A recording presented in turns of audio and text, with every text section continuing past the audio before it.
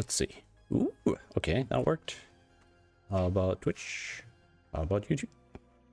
YouTube, okay. And Twitch. Hooray! Hooray! Pew! All right, so welcome to Code Hangout number 240. Today we're gonna talk about user journeys. And specifically what I mean by that is the paths different kinds of users will take through the Thinky Dailies website. So as you guys know, I've been helping out over at Thinky Dailies to do their daily puzzles, except they're not exactly daily. So it's a bit of a hybrid system. So basically, they're kind of like timed puzzle packs. So we basically have seasons. For example, we've just concluded season 1, which was more or less a testing season. And I think it had 61 puzzles exactly, right? And now we're going to have a couple of weeks of a break, and then season 2 will start. And what I want to do today is to think a little bit about the different kinds of users, where they experience or where they start using the site and how, right? So I think before we start drawing anything, let us do this. Bada bing, bada boom, right? And I want to, so right now the way it's done is we're just literally just making it work, right? So we made it work for the end of season 2 right now, and now I have to write some code to make the start of the end of season 1, right? And now I have to write some code to make the start of season 2 work. And there's a couple of things on the site that have changed. Like I've added a banner at the top, I've added a banner at the bottom.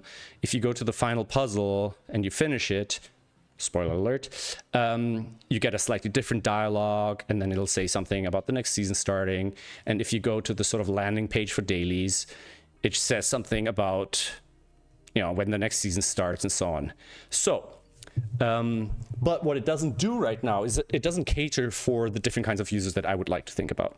Because in the moment, we don't have a lot of different kinds of users, you know, because it was just the first season. But I want to write this a bit down. So there's obviously the obvious, and I'm going to write a little heading here, kinds of users.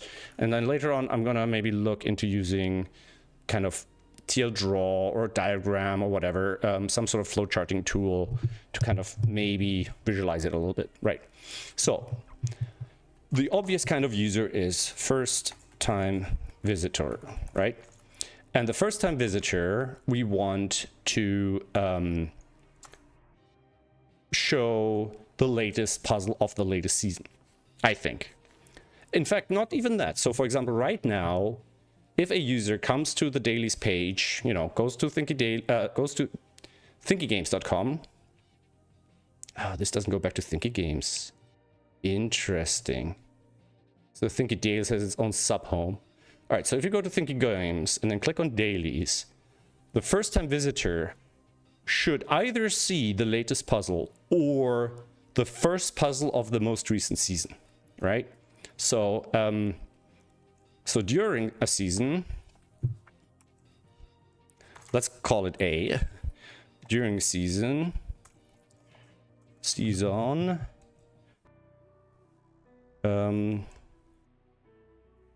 during season, latest puzzle.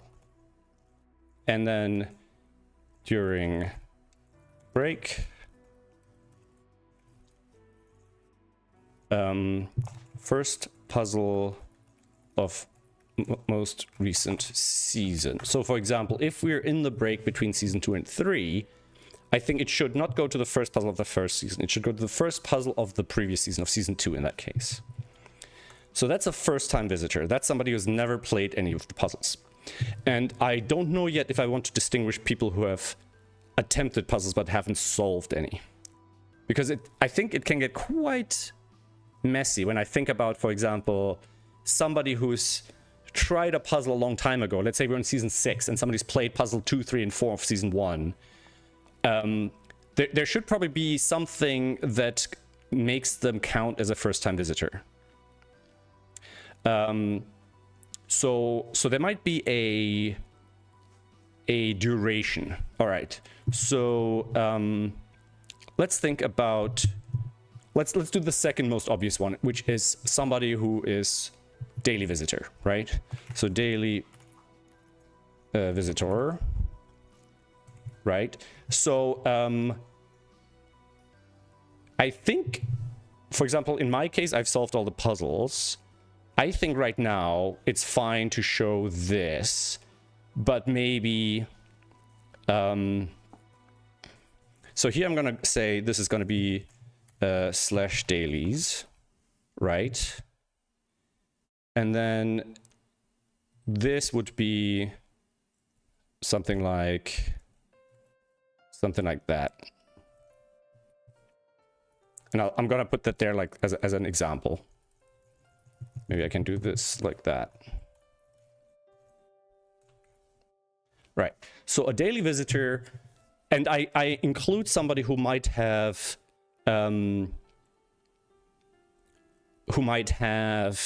missed some puzzles, but maybe we'll get to that later. So daily visitor, during season, latest puzzle, right? During break, we want to show. Actually, I think here we have enough space. We'll just do that.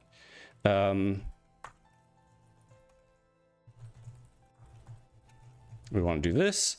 And then during the break, I don't want to show a puzzle I've already solved. So during break, we want to show season countdown. Right. But I will suggest that there's an archive, either an archive link in that location or a combined archive and dailies page. So basically, underneath here, we might want to show other things people can do. So we have the daily visitor, right? So this is somebody who is up to scratch on puzzles. So third, let's say a returning visitor, somebody who hasn't played in a period of time, and we'll have some sort of threshold, right? So returning visitor, and I'm gonna get rid of these. So I think we want to differentiate. So if missed more than X puzzles first time visitor, right? So if they missed more than X puzzles, let's say they're more than 20 puzzles behind, then we'll treat them like a first time visitor. So we'll either show them the latest or we'll show them the first of the season. Actually, yeah, that obviously doesn't make sense because they might have played the first of the season already. So what I'm thinking is maybe hasn't played any of the season, of the current season, right? So returning visitor. So we'll say, okay, let's go back to this. If during season, if not played any yet, treat him like a first-time visitor, right? A.I, right? And if they've played some, I think at that point we want to go to the first puzzle after the last, the puzzle after the most recent one solved, or maybe attempted even. Because I'm also thinking, like, I don't know yet, I have to check if we can track puzzles that have been started but haven't been completed. Because if they've started a puzzle, so and I might now come up with sort of like labels saying, okay, we want to label a kind of puzzle, like an algorithm that finds a particular kind of puzzle. So for example, let's say if I've played puzzles 1, 2, 3, I skipped a couple, I've played 10 and 11. Which puzzle should we get back to? 4 or 12, right? I think 12, because I might have skipped the others on purpose. Maybe I didn't like them. Maybe I didn't care. Maybe I didn't have time to play. I played whatever, you know. In the future, we might also want to let the players specifically abandon a puzzle, because some of these puzzles might not be everybody's cup of tea. They might not be able to solve them. But I also say, I'm also thinking, let's say if they've started playing 11, I don't want to show them 12. I probably want to show them 11. Now, if let's say the last puzzle they've solved is 8, they haven't looked at 9 and 10. They've started playing 11, and now the current puzzle is 15. I probably want to send them back to 11, not to puzzle 8. So, I'm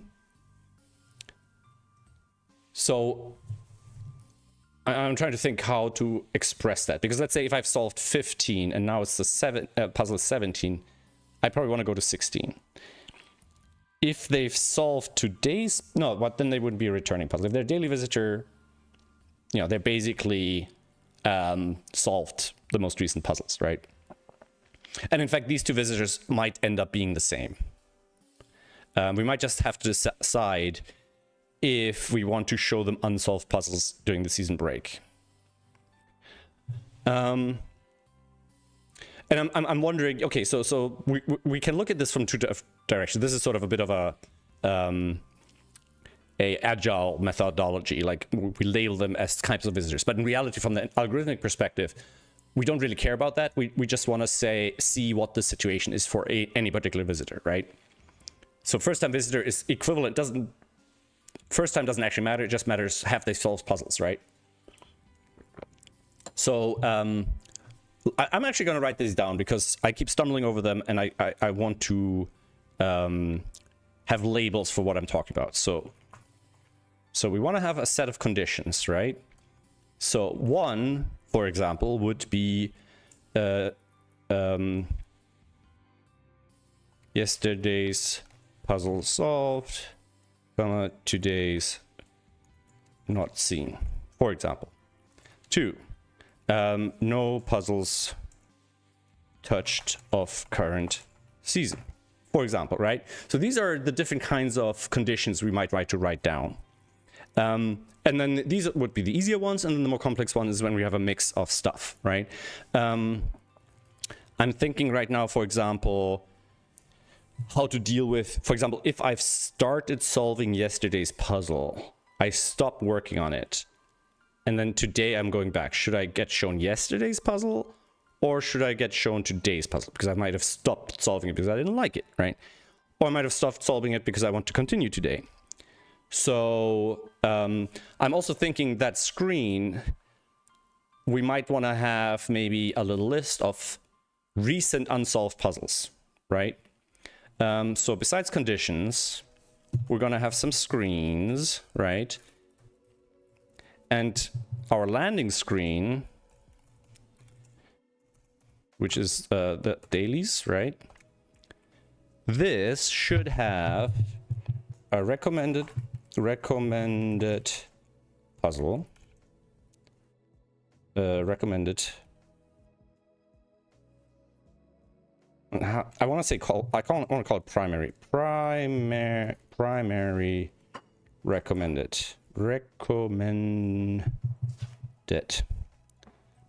puzzle, right? Which is kind of what I've been figuring out here. But we want to have secondary recommended puzzles, right? And then we want to have archive links, right? So we might want to show one puzzle like this, maybe 5 small ones or 8 small ones, 2 rows of 4, something like that, right? So for example, the primary recommended puzzle is what we're kind of figuring out up here. Secondary recommended puzzles might be recently partial solves, or if the season is finished, it might be the most recent unsolved puzzles of the previous season, or even the first unsolved puzzle of the previous season, things like that.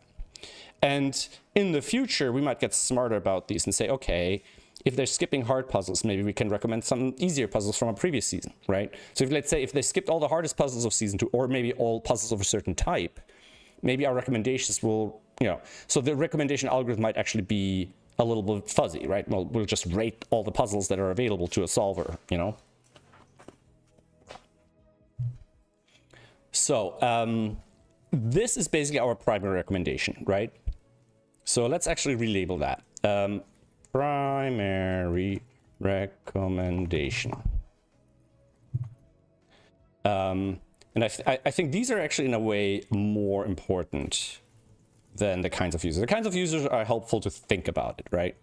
And I'm just going to start indenting them like this so I can later on kind of just fold them and hide them when I don't want to look at them, right? So we can just do this for now, right? So primary recommendation. This should be, if I have solved yesterday's puzzles, it should be today's puzzles. If last puzzle is solved, comma, today's puzzle. And I think this algorithm is actually going to be the same. So if we have 1 to x unsolved puzzles, it should be the first of these. So for example, if yesterday's is unsolved, but I have solved everything up until the day before yesterday, it probably shouldn't be today's puzzle, it should be yesterday's, right? Just the next one in line. And that should go up to a certain number. And that number could be whatever, 5, 10, 30, I don't know. And if it's the whole season, then it'll give us the first puzzle. If it's 1, it'll give us the most recent puzzle. It's a number we can tune, right? So if 1 to n recent puzzles are unsolved, so it should be today's puzzles, it should be the first of these. Most, if one are most recent, no, first unsolved of these, right? So if we have, let's say, 5 unsolved puzzles, it should be the first of those 5. So I can play 5 puzzles in a row and then I'll have caught up. And maybe in the future people will have a setting where they say, hey, I don't care about the story, I don't care about continuity, I just want the latest puzzle, I want it daily, I don't want to go back. Although if you don't care about that stuff, then it doesn't make a difference if you're solving, you know, Thursday's puzzle or Monday's puzzle. I mean, there's something to it because some people play dailies to sort of compete in a weird way with their friends and neighbors who play the same dailies, right? We'll have to kind of see, and we'll probably interact with the audience a bit and ask, you know, on the Discord and things like that. You know, the Thinky Dailies Discord have their own Discord, so we can talk to them a little bit. One second. Somebody mentioned something. This reason between back to Puzzle Center on Puzzle 1 rather than most recent solved. I guess the reason is because it doesn't center on 1. It's just loading that page, and the page has the puzzle numerical order. Not saying that the interface can be better. Reasoning.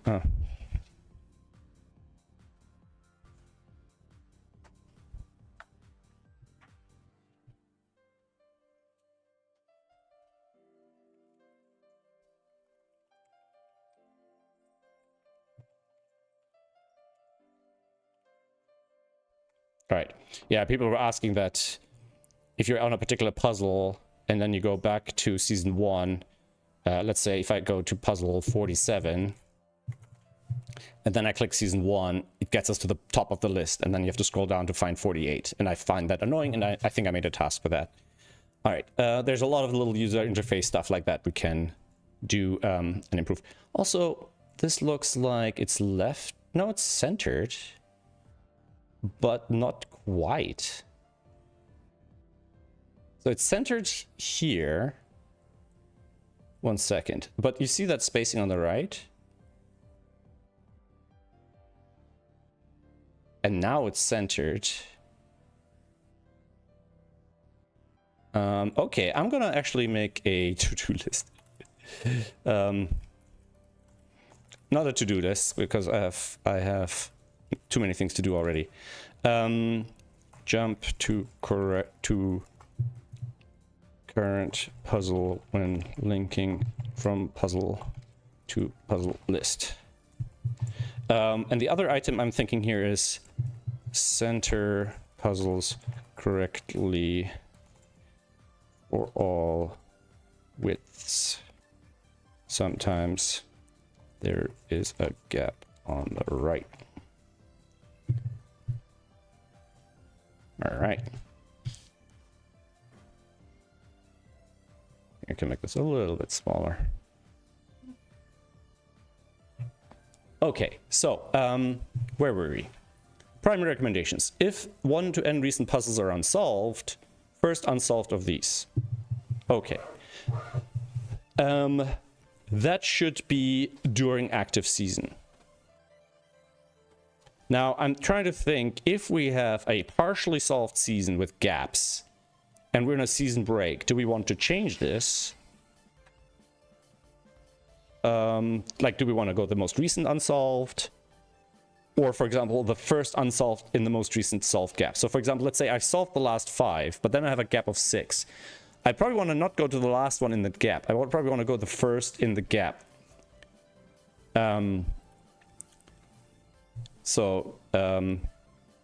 During season, if one of the results are unsolved.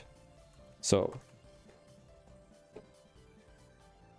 during season, 1 to n recent puzzles are unsolved. First unsolved of these. Okay, that's. I'm trying to think if there's a reason to do anything other than that. All right, and then during season break, and that's the thing. During the season break, we might not ever want to go to some random puzzle. We might want to leave that to our secondary recommendations. So maybe this should always be the announcement, unless if we have, yeah. So maybe this doesn't matter, right? So if somebody, if for example, if I haven't solved the last 3 puzzles, I should go to the first one of those 3 during the season break. I think we might still want to notify off the next season start, right? So we want primary recommended puzzles. We want next puzzle count. So we want to have during season next puzzle countdown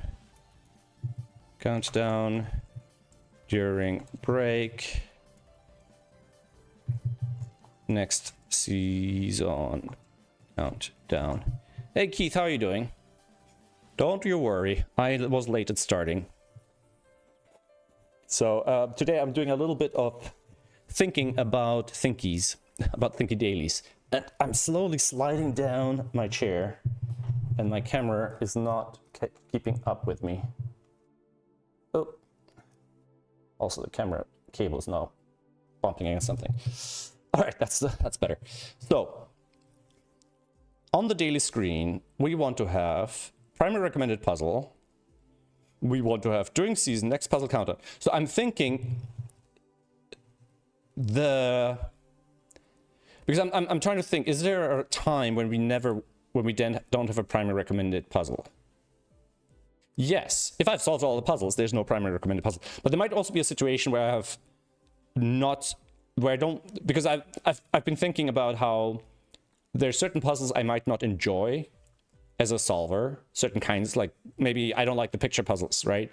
I don't want to get that pushed in front of me all the time, even if I've, let's say, solved the final puzzle of a season. I might just want to have my piece, right? And that's why I said earlier that we might want to let users explicitly abandon a puzzle. But there might be some implicit abandonment that we can detect. You know, if somebody's, looked at a puzzle for a long time and hasn't solved it and has solved puzzles afterwards, then maybe, we kind of do an automatic abandonment. We also want to actions. Explicit/implicit puzzle abandonment.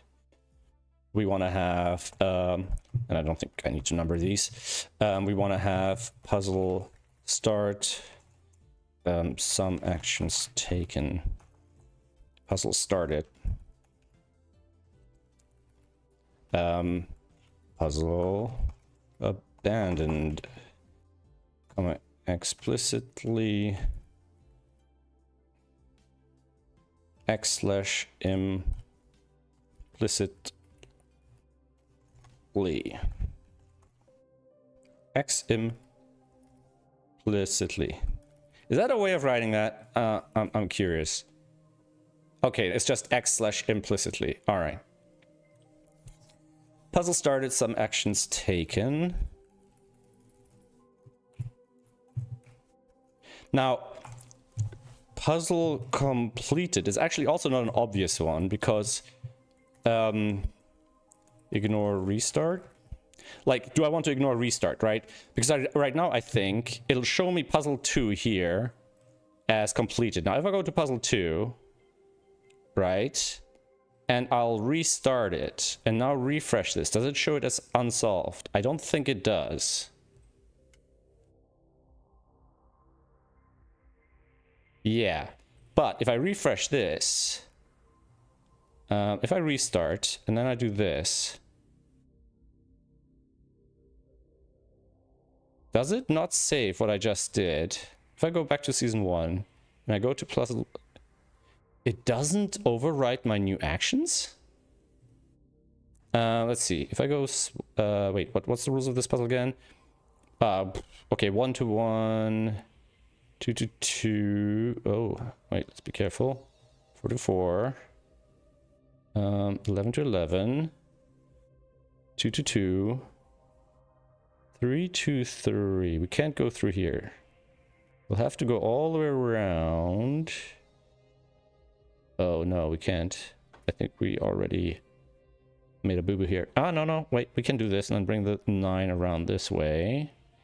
Somehow, like that. And the 10 fills that gap. The 7 goes down here. The 8 goes in that. Now, I've gone this far.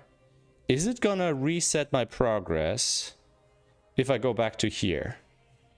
Because it feels like it might not be saving my progress now, which is odd.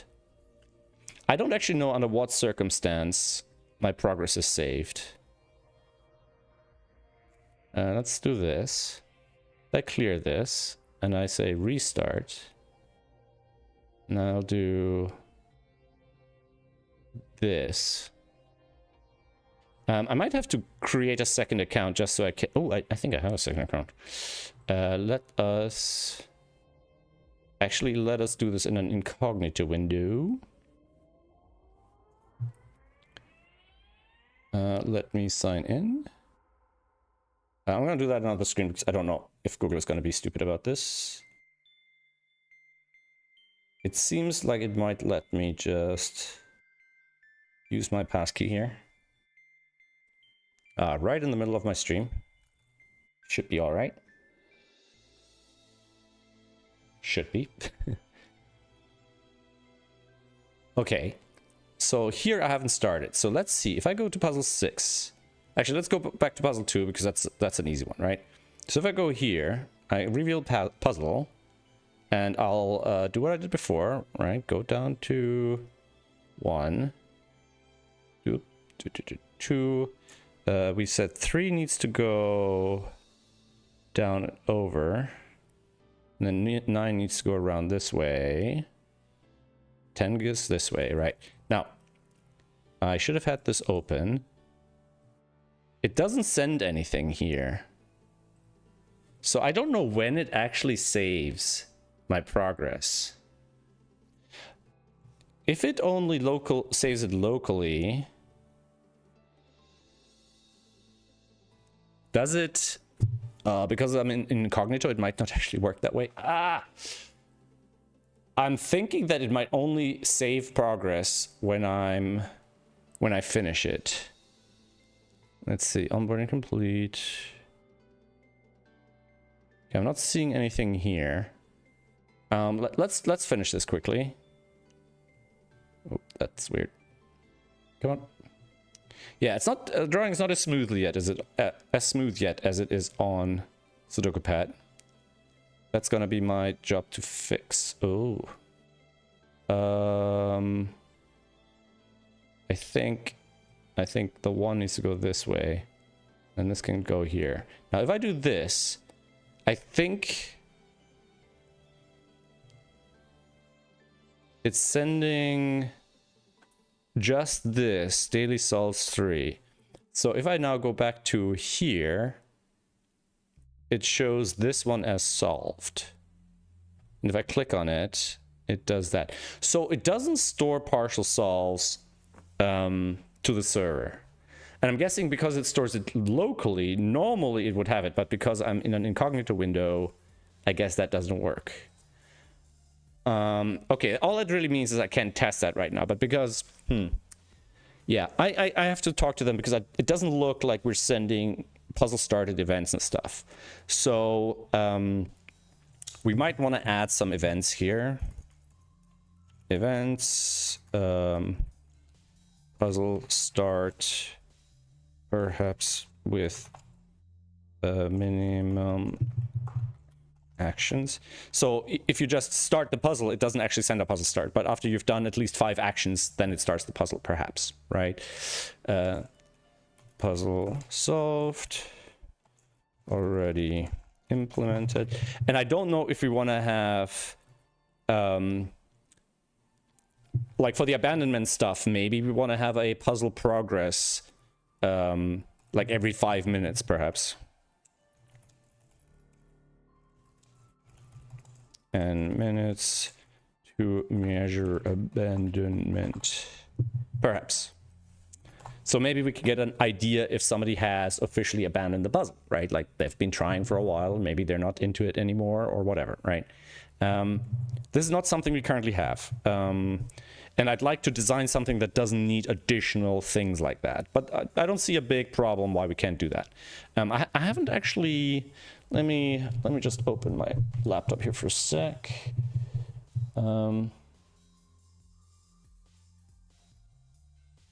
Is it charging right now? Because it gets unplugged regularly.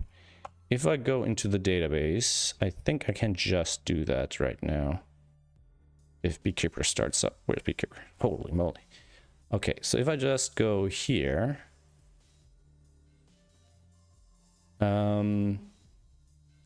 I should be able to see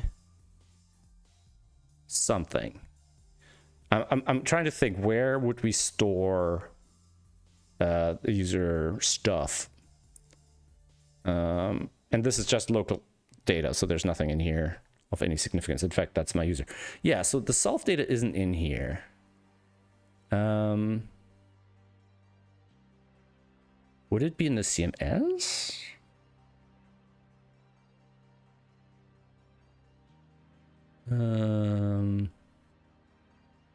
Because I'm thinking like, okay, where does that solve data go?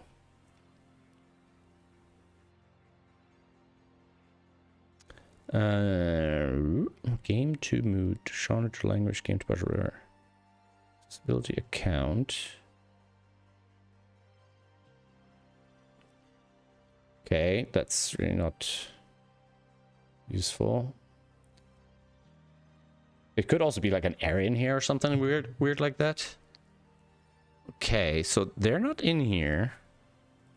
A game, I don't think that has anything to do with the dailies.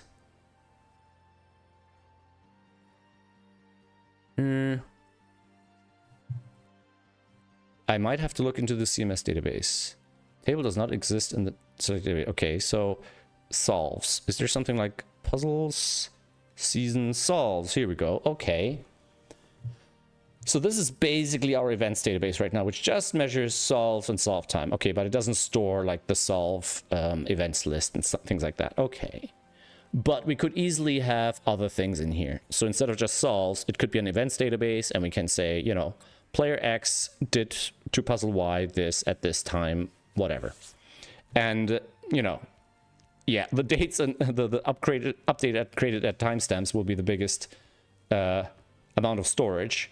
But I'm thinking, let's say, if we have 10,000 users times... So if 10,000 users times, let's say, a puzzle per day, and it's less than that, 356 per year, right? And then... Well, I guess it just multiplies that, right? So let's say we have an ID, I mean, like, we don't even need the ID, because player ID and puzzle ID would be... and solved. We can have a combined key, so you can optimize this a little bit, right? We probably want a timestamp or some argument or whatever. So these are 32 bits each. So that's 4 bytes, 12 bytes, 13. Let's call another 4, 17. Let's call these 4 each. It's probably maybe more. There is 21, right? So that's times 21, right? And then we'll take all that and divide it by 1024 times 1024. So times, that's in megabytes. So that's 71 megabytes per event per year. So if we want to have 5 events per puzzle, it'll go to 350 megabytes. But like I said, I think we can optimize this a lot. And in fact, we could just add Boolean columns here, right? So instead of 5, you know, if they're singular events, for example, solve true doesn't make sense if we only add the row if the puzzle is solved. So that isn't, you know. So we should have a solve time. We should have a progress time, etc., right? And we might only need 1 progress time, and we can update that progress time, right? We said, you know, maybe actions taken per progress time or whatever, right? In fact, we could every minute or so update how many, or every n actions say how many actions are done in the puzzle yet, and then solve true or false. And the solve time should just be, well, anyway, so we could definitely do something with this table without making it much larger, just by adding 1 or 2 columns of an int or Boolean, maybe get rid of the ID, which we probably don't need. Okay, so that was a bit of a excursion.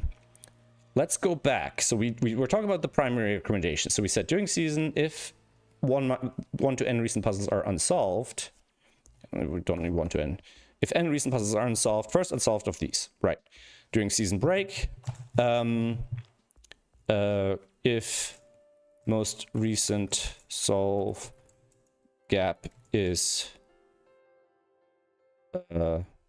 less than n days or less than n puzzles prior, first puzzle in gap. And that, you know, this is the sort of thing where we have to look at the abandonment triggers, you know, say, hey, if the puzzle has been attempted or whatnot.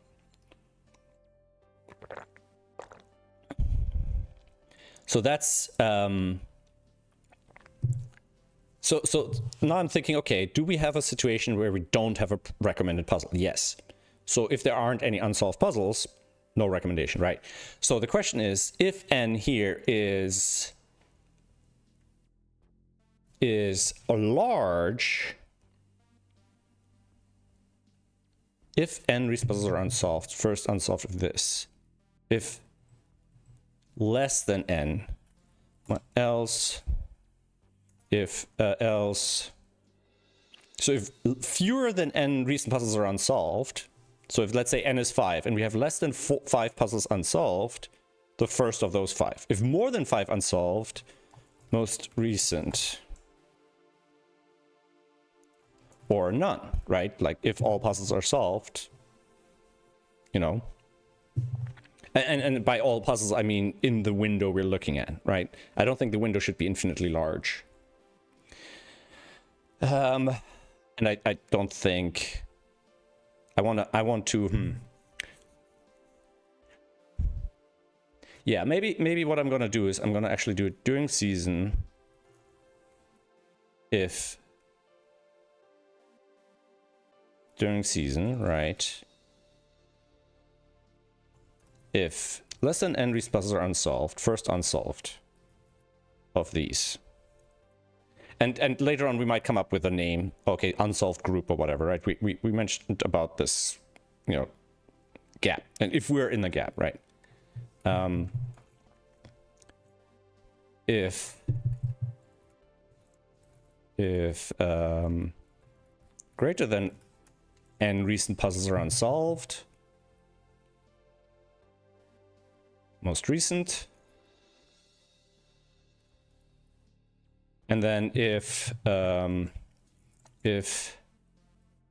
so more or less, right? And if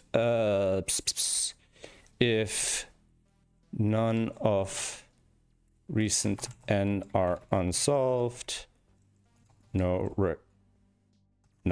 But just none, right? So that's when we have no recommendation, basically. Because, you know, I don't think we want to recommend season 2 puzzles in season 7 when they've solved season 4 through 7, right? That kind of thing. If they want to go back, you know, that'll be something for the secondary recommendations, right? All right, and then let's look at during season break. During break. So during the break, if the most recent solved gap is n puzzle, right? Now, the solved gap idea is if the last puzzle was solved, right? If the last puzzle isn't solved, we might still want to look up here. If more than n recent are unsolved, most recent, yeah. If none of recent n unsolved, none. If n recent puzzle unsolved. So what this doesn't cater for is if the current puzzle is solved.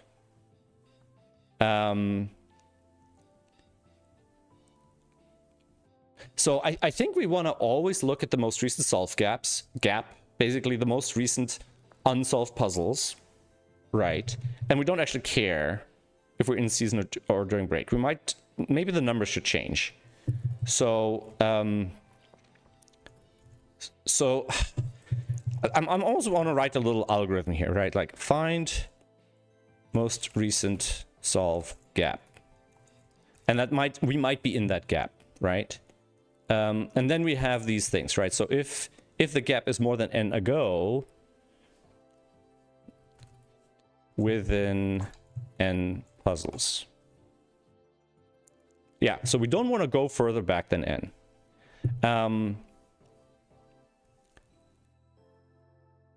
If start of gap is more than m back. So if the start of that gap is too far back,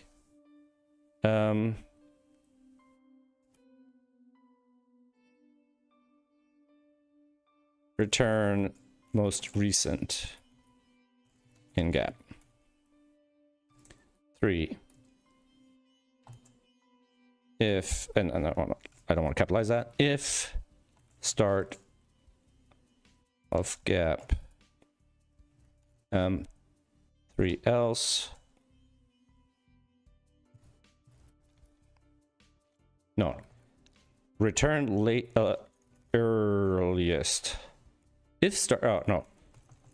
Latest in gap. Else earliest in gap. Right. So we want to find a gap that may or may not include the current puzzle. And the gap we want to so basically we're looking at some number n, but at some value where we're today. Let's say today's puzzle 24. We're looking at the last 8 puzzles, let's say. If any of the last 8 puzzles are blank, and we're going backwards from 24, so the most recent one of those puzzles, we're now in a solve gap. Then we'll find the beginning of the gap. If the beginning of the gap is very far back, more than m, then we'll just return the latest of the gap. Let's say 22. If the beginning of the gap is, let's say, 19, so if the gap is 19 through 22, today's 24, and we've solved 23, we're actually going to return 19, if we've solved 23 and 24. If we've solved 24, our most recent gap actually is today's puzzle, right? So it always will return today's puzzle. No, so it'll always, yes, it will always return today's puzzle if yesterday's puzzle is solved.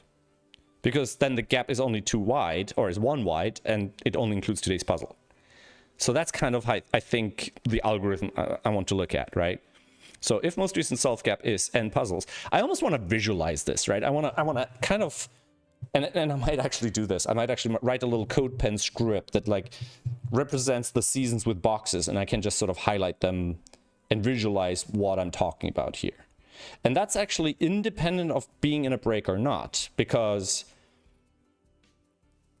I guess the only difference, yeah, I think, yeah, because we might manipulate the n and m, but let's say if you solve the final 2 puzzles of the season, but not the 4 before that, after the season completes, we might as well recommend you according to this algorithm from that gap just before, right?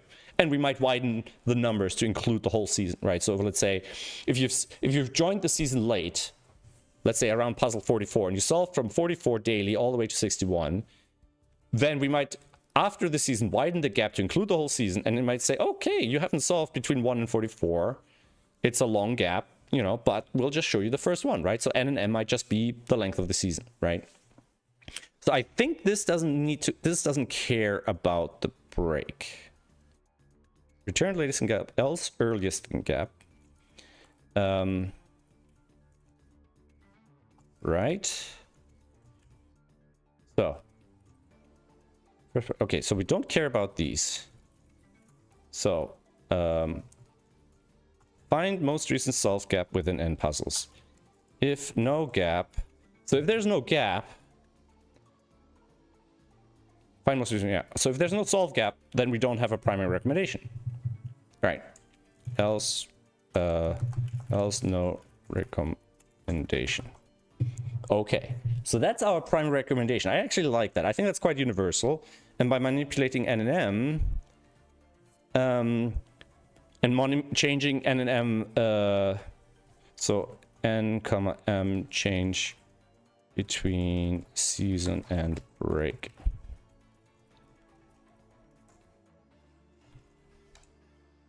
Okay, so that's primary recommendation.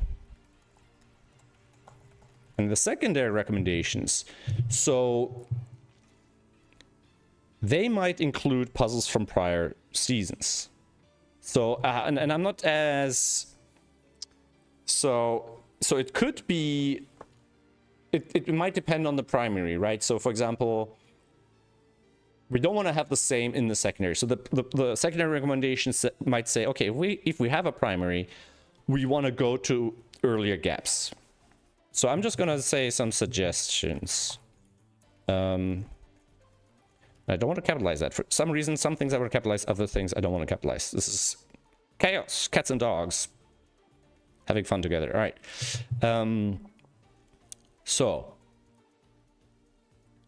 Find earlier gaps. Find gaps in earlier seasons. Rate puzzles. Just create rankings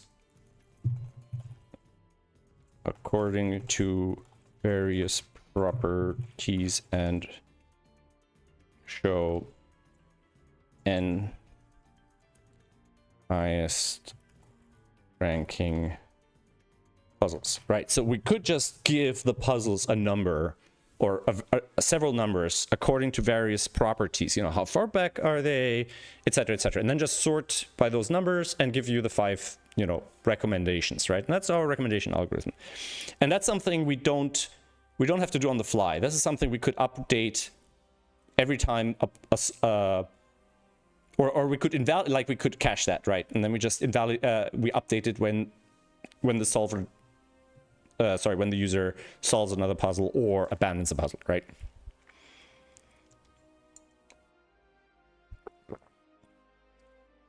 And these are all things that potentially apply to SudokuPet in the future when I have user accounts.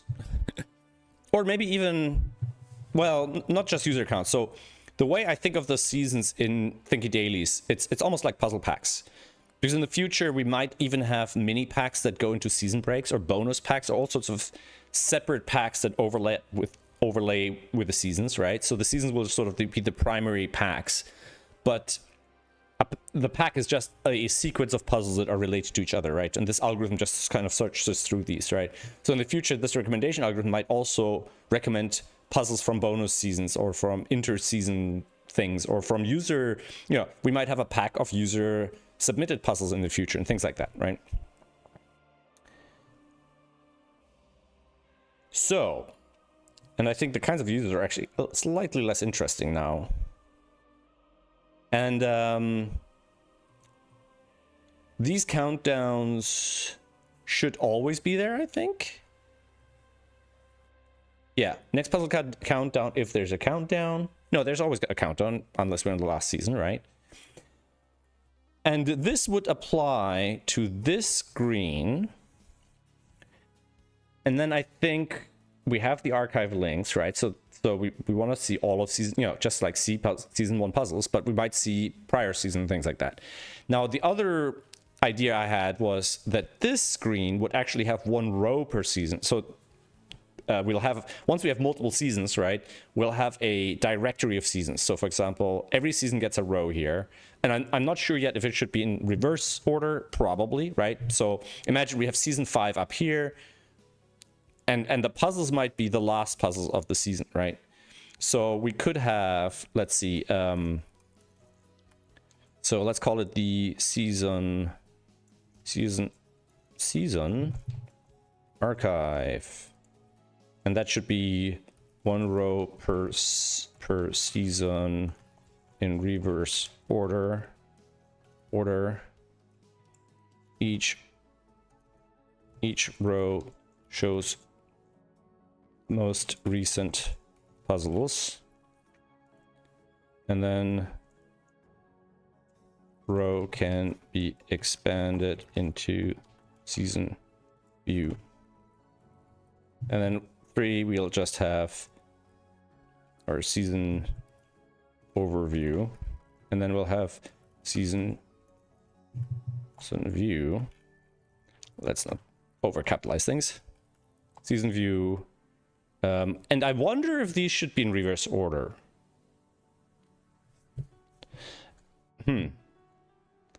That's curious. Should they be in because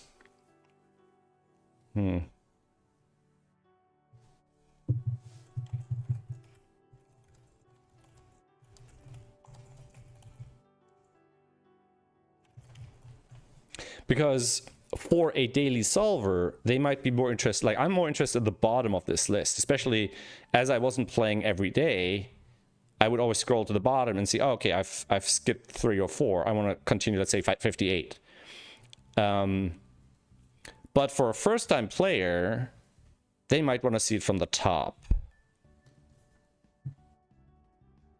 But a first-time player might also not come to this screen. So this screen would be more all puzzles, perhaps in reverse order. Yeah, I'm just thinking about that. 1 second. I'm curious now. These numbers, are they a specific font? Because they look kind of neat. So it's just font prompt fallback, font quicksand.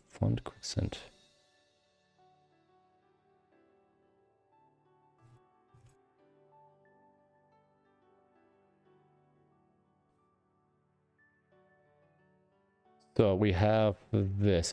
I am gonna try. I don't know if I can, and maybe I shouldn't, but I'm gonna see if I can actually load that font into a code pen. So if I go here, I didn't want to go to font quicksand. I wanted to go to font prompt.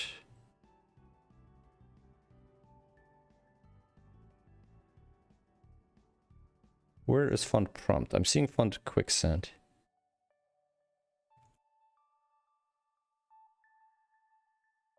Is it in here?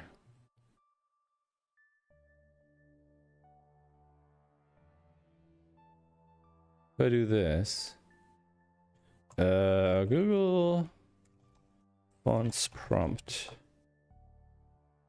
Can I just, is that the one?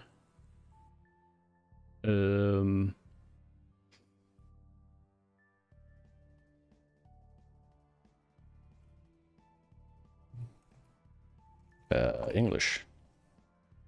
Does it have 1, 2, 3, 4, 5, 6, 7, 8? That doesn't look right. Because these are distinctly cartoonish, these letters. But it says font prompt. That's confusing. Or maybe they just look cartoonish because of the outline. Okay. Font font weight 700. So if I go,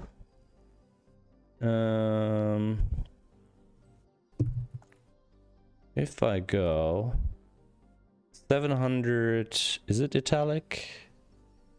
I'm seeing uppercase. So it would be, I don't even know if it's bold. Bold 700. Oh, maybe. Okay. So, if I want to include this, I don't want to download it. If I just do this, right? If I copy that, and I go back to here. No. If I go back to here. And it wants me to put that into here.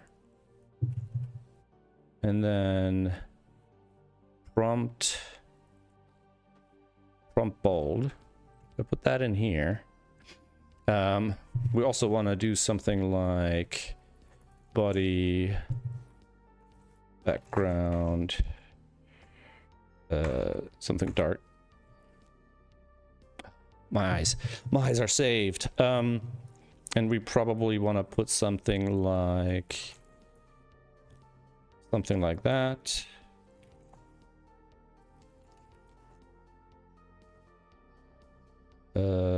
Digit. Like if I do something like this, then here we'll say dot digit, and we're just gonna do this. All right. And the font size, we also have this. If I say color equals this, and font size 4em, font size 4em, and then I think we have this text shadow line, which I think is what makes it, which gives it the outline, I think. And it's on kind of white background, so we might have to go back to white. I don't want to go all white though, because it hurts my eyes. Is that? Oh yeah, it's just a 3D box shadow effect. Okay. So if I do this, something like this, right?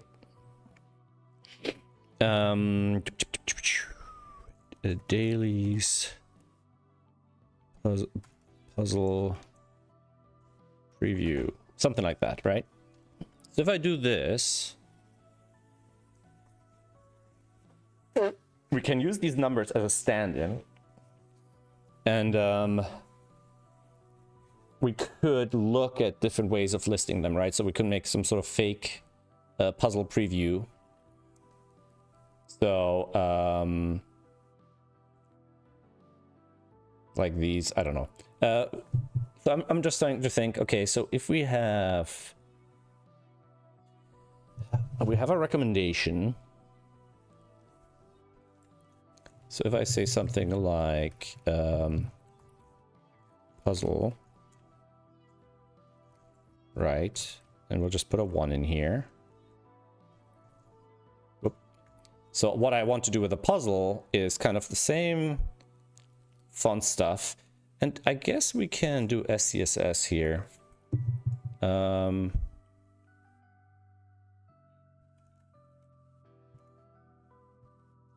Actually, we're gonna do just puzzle, and we're gonna do some thin dark gray outline. I think here they're part of the puzzle, but we can do a border 2px solid hash 555. I think I can I just, no, can I'm just gonna see if I can drag one of these images into Photopea like this, and then okay, so the gray outline is not actually part of the image. Oh, I didn't want to click that. So do we have a border No. Do we have a border here? I think so. Border. There we go. So we have this border. That's inset. Yeah, I think maybe no, maybe I can do this in one go. So if I do that, right, we're gonna do a fixed width.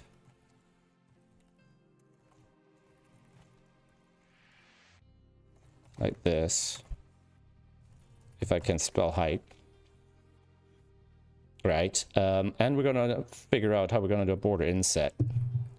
So CSS border inset. So if I do border inset, creates the 3D effect. No. Border inset inside element. I don't want a 3D effect. I want to move it inside, move it inwards.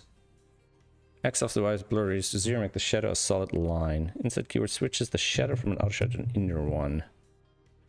Using a box shadow. Property with inset keyword is creating a visual inner border without affecting the element's layout or dimensions. Yeah, maybe not. Border box. Optional, add space between content border box. Padding. The idea when you want the element overall size to remain consistent regardless of border thickness. You know what? I don't actually, now I'm thinking about it. The border can be on the outer edge. And then we just have margin, right? And then the digit gets moved. So, we'll just have something like this. Span class equals digit. Right? And then we'll do dot digit display block. We probably want to move the font stuff into the digit like that. Right? Position salute. Does that work? And then left minus 0.5 rem.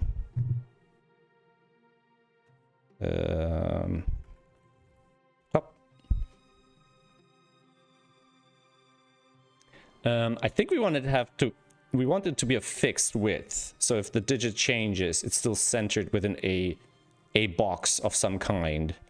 So we want to have width 1 rem, height 1 rem.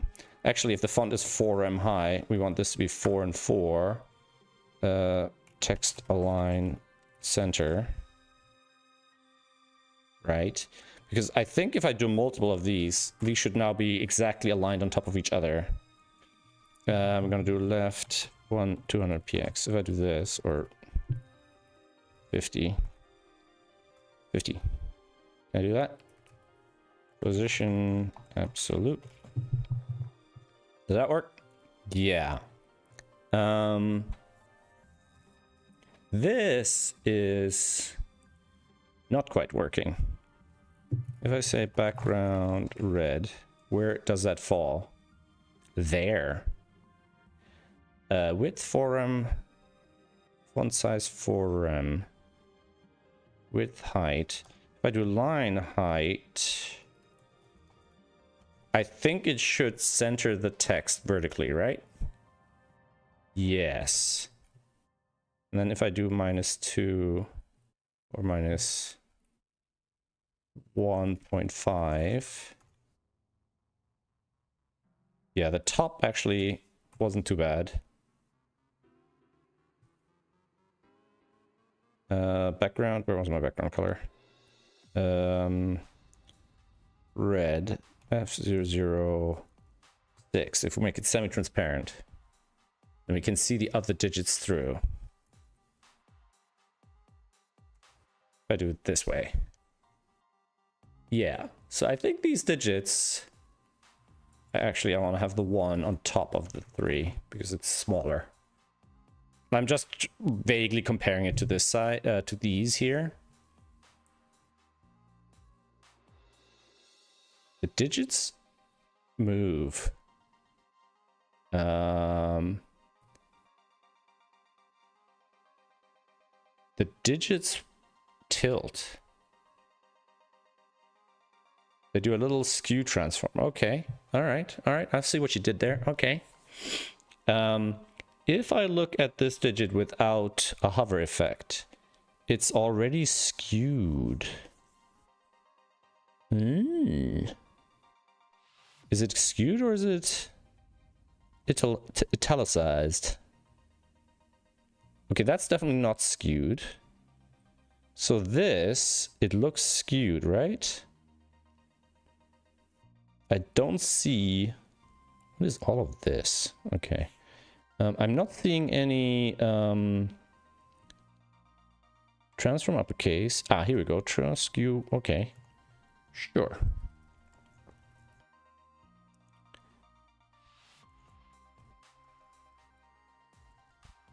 It's a lot of styles, but what ifs? Okay. Get rid of the background. Maybe we can do this and then have a 1 here and a 3 here. And we don't really want to have position absolute. Do something like that. Position relativo. No. Can we just say margin left, margin top?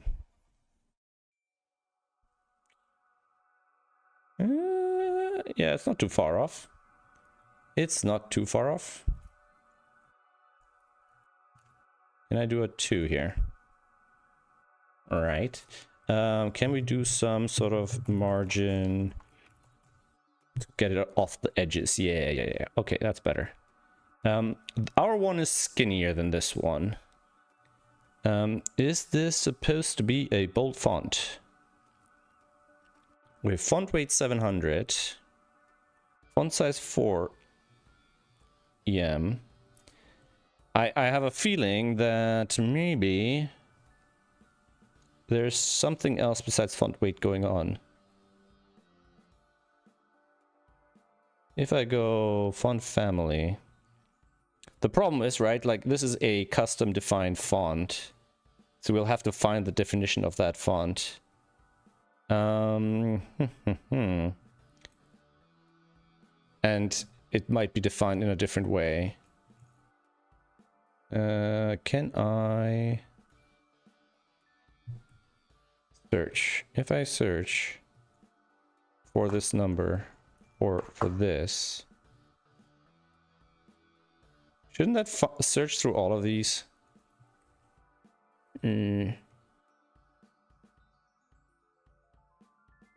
Wait, find this. Boom. No. Search. No. Can I search in all of them? Global fonts. No. This would be... No, wait. That's not what we're looking at. Open frame. Load blank. No. Wait a second. If I refresh, right? Why are we looking at ad block? Content script. Ah, here we go. So I think one of these would have prompt in it. I hope. I hope. Well, here. Nope. Okay, here. Prompt. Nope. We have quicksand here, but I don't see prompt. Is it here? It could be in one of these. Oh, there we go. Okay. Font display swap. Font style normal, font weight 400. So I don't see why ours is a little bit thinner than this one. I also don't see like a font weight specifier here. I mean, I see it, it's 700, but it's the same here. I'm wondering if it, like, because could it be a transform, right? You know, if we're doing one transform, maybe there's a second transform. It's uppercase. I mean, sure. Text transform uppercase.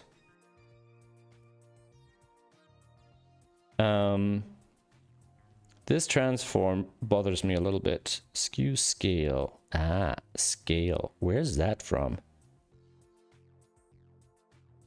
Wait, where's that? Wait, I saw another transform at the top.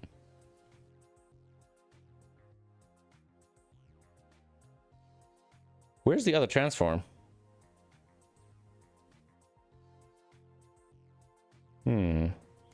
Transform.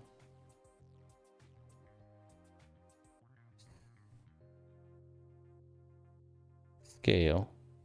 Why is there a scale here that is now gone? There's a scale here. I swear. I swear I saw it. Maybe this? I mean, that's just a skew and a rotate. So we get rid of that. Now we still have this one. None. Transform none. That's so weird. Okay, it still looks bigger. Is this doing something else here? Yeah, it's...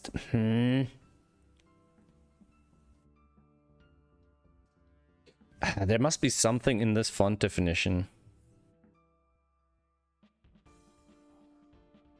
And it's annoying that I can't just find it easily. Like, it looks like it's this one, right? Ah, wait a second.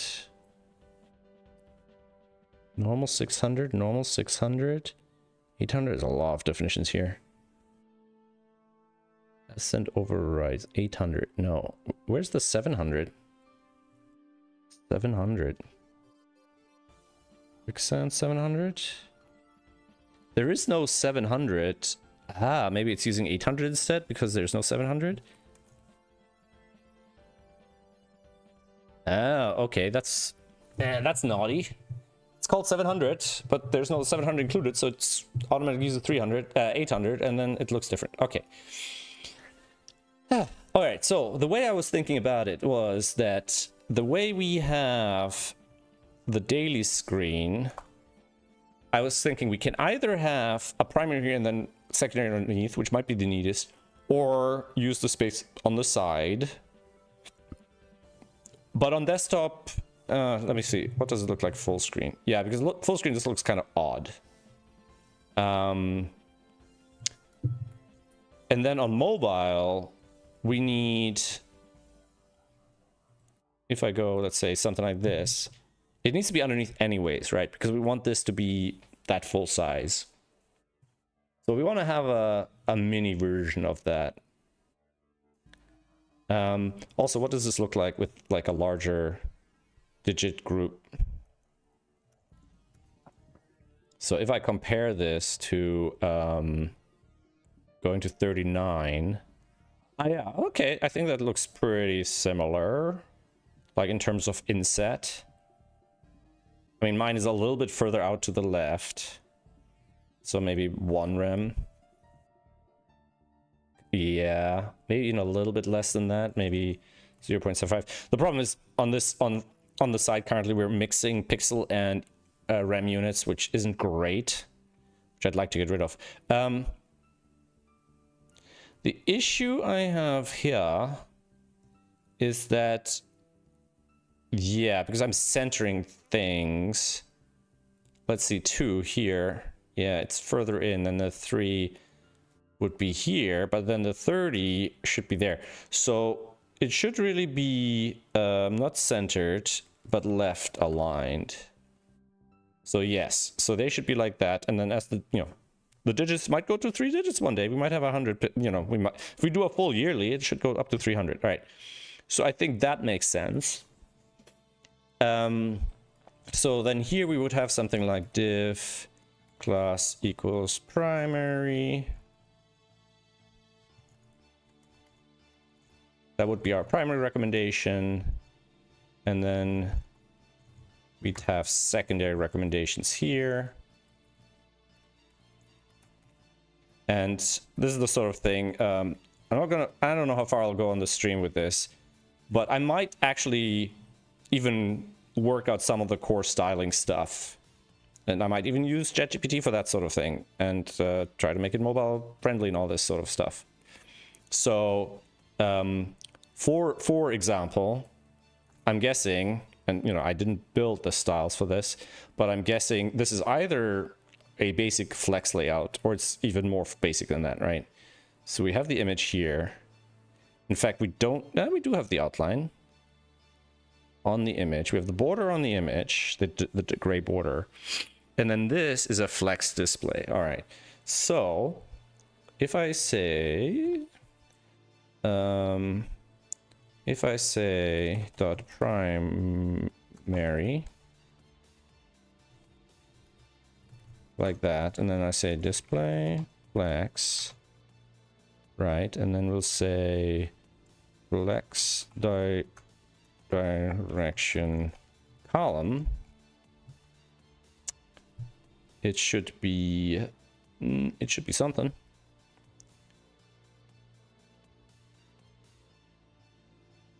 Yeah, so we have our primary in here, and then inside we have this. And the primary should be, okay, maybe it's justified content we need. Justify. I'll be honest, flex design is after my time. I learned the hard tricks of earlier days of CSS, and I've never learned it the easy way.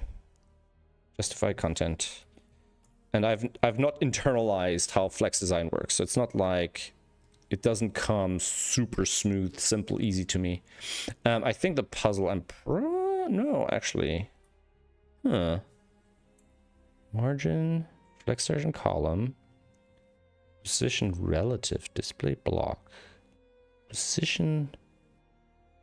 No, it doesn't even need relative. Margin, max width.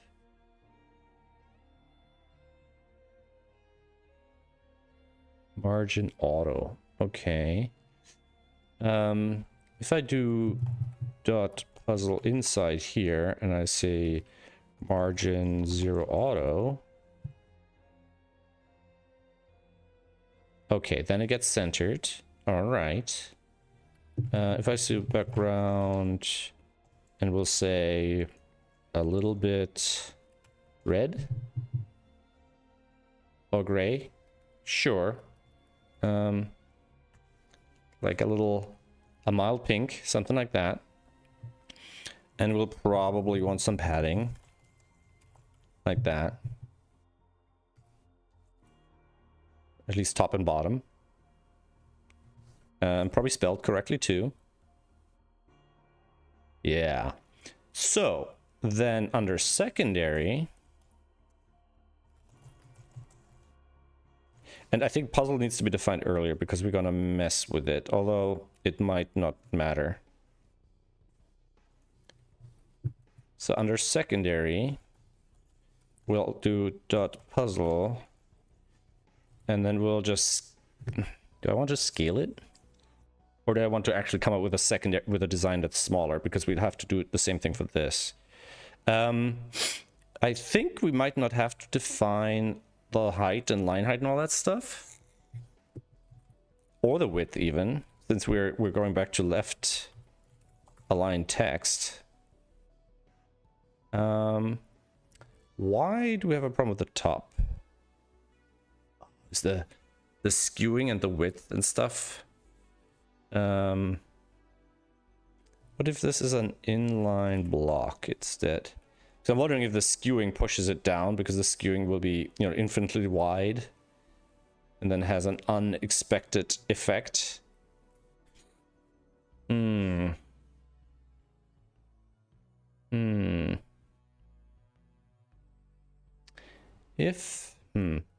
If I enforce these, but then the reason why I want to get rid of them is that I don't have to, if I go, can I do this as because I'm thinking, like, if I make a smaller version of these in here, so for example, if I say width you know, 150px, right? 150px. Now the numbers will be larger. Do that. Flex station row. Start.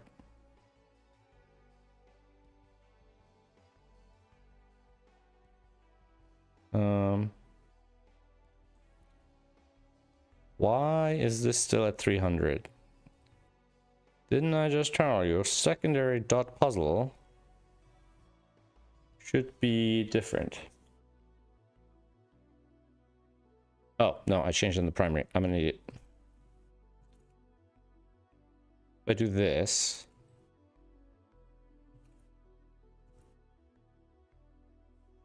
Like that.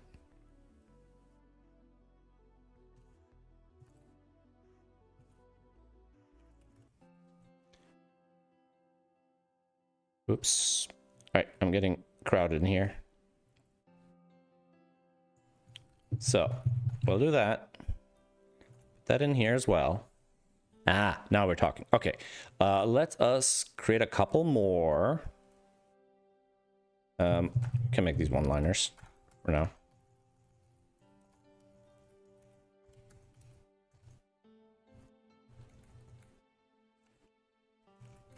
Right, and I'm gonna make them different, like from different places in the thing to show that they could be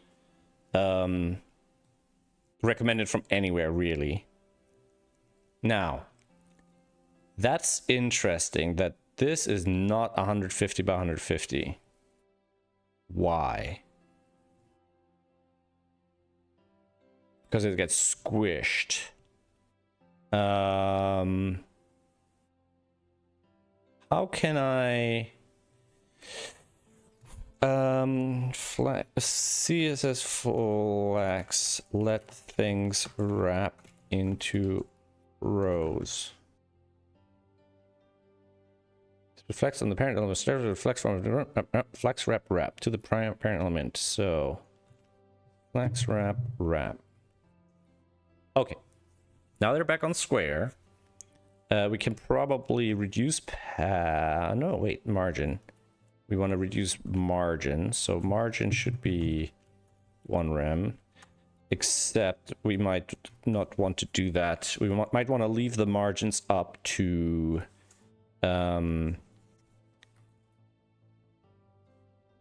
so well, we do want a minimum margin, but it doesn't necessarily have to be huge.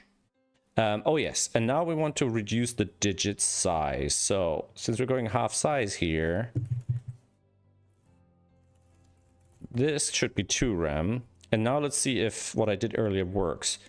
Not exactly, because we still need to account for this. Now, I'm curious if I can use percentages here. So if I say margin top, let's say 50%. No, because it takes the percentage of the parent. CSS percentage of self as margin. Cannot directly set the margin as a percentage of the element's own size. Use standard percentage units. Percentage margins are always calculated based on the width of the parent. Drop margin bottom. The design shows the system prevents layouts issues. The influence loop where element size would depend on its margins. Margin would depend on its size. Okay, fair enough. Relative to the viewport, with this doesn't. No. Let's see what Gemini has to say. I have a nested element, a digit inside a square. I want to make another version of the same of the square that's smaller and ideally automatically scale the inner digit element accordingly without having to specify its new size explicitly. I guess it could be defined as percentage of the parent, I suppose. Container units. This is the most modern and automatic way. You define the square as a container and the child font size or dimension scale relative to it. So okay, so if I say this aspect ratio 1:1, then I don't have to do that, I imagine. And then here I'll just do this. And then inline size. Like that. And then font size CQW. So 1 CQW. CQW. 10 CQWs. 50 CQWs. 20 CQWs. Not bad. Not bad. So now can I say margin top minus 10 CQW? That's not terrible. I mean, I'll have to recalculate everything like a maniac. Do something like that. How's that? That's not awful. I was not aware of container units like that. So we'll have to retune that, of course. So let's do horizontal first. Okay. And then the top is gotta be a bit less. Yeah, a bit more. A bit more. Sure. Now, these should all be, relatively speaking, the same. Already. And I shouldn't change this. Okay. Hey, that works. The shadow is too big, so I have to recalculate the text shadow in CQWs as well. So if I do 1 CQW, I think CQ, so the W is width, I would imagine. I do this, right? Nah, it's too big now. 1.5, 1.5. All right, so that should automatically shrink these shadows relative to this. This was 3, so then this would be 0.5. And then is there another one? Oh my god, there's a whole bunch. Oh, no. So these have to be all... Oh, and not PX. CQW. Okay, that's gonna be just a little bit annoying. CQW. CQW. CQW. CQW. CQW. Yeah, must be a better way of doing this. If I do this and this and this. Sure, good enough. All right. I don't know what the other numbers in this shadow. They're maybe to darken it up a bit and give it a more strict, strong outline, that kind of thing. Okay, that's already not terrible. That's not terrible. That's not terrible at all, right? We'd probably want this centered.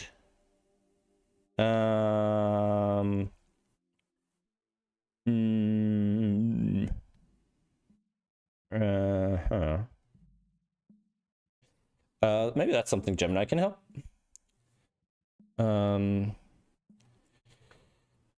I want to have a set of boxes inside a container that have a certain size and wrap into rows.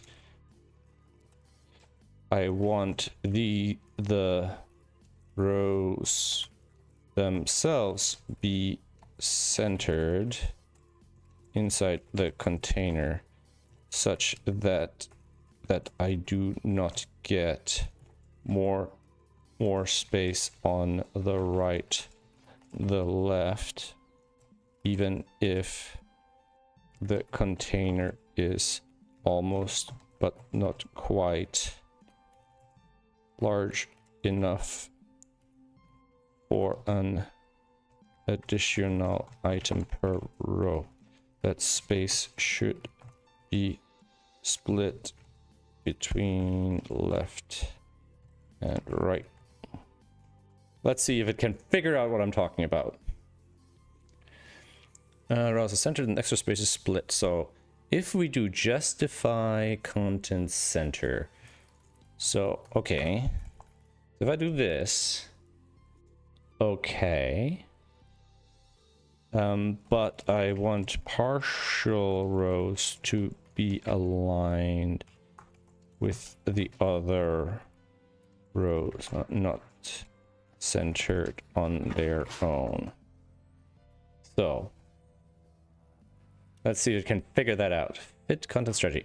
Achieve layout where all rows align with each other, left aligned, but the entire block of the row is centered within. You have two primary options. The fit content strategy. Hey guys, hey Poochie. Toby's just returned from his walk, and I'll probably wind down the stream soon. So by setting the container was to fit content using margin auto, the container shrinks to the exact number of boxes that can fit on a row. This essentially centers the entire group while keeping the items inside. By setting the container width to fit content using margin auto. Okay, yeah, I think that makes sense. So width fit content, right? And then margin 1 rem auto. Margin. Something like that. But then display flex or justify content flex start. And now, no, it's not doing that. It's not doing that. Margin inline auto. Margin inline auto. That's new. It still doesn't do it. Display flex wrap, row direct, flex direction row, probably because that's default. Width, fit content, sure. Gap, okay, gap 1 rem.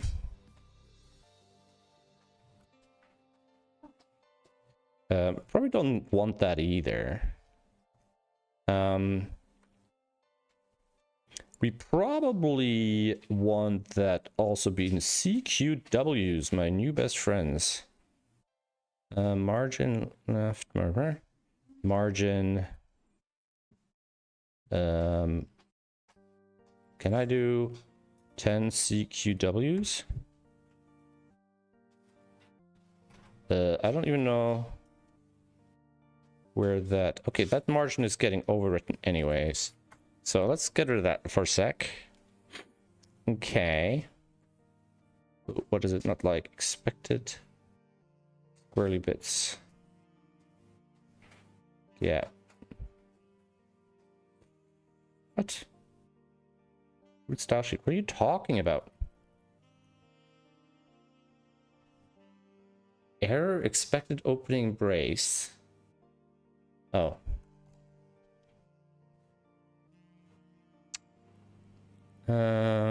Padding.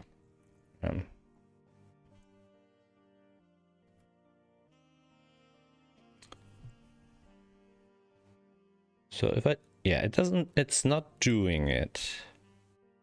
Shrinks to fit the content.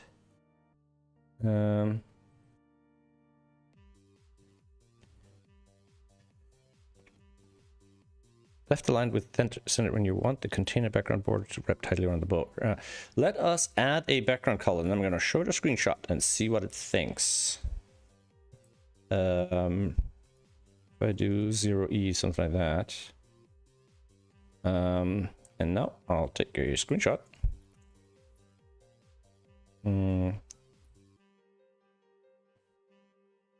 I'll paste it here. I still get this space on the right side.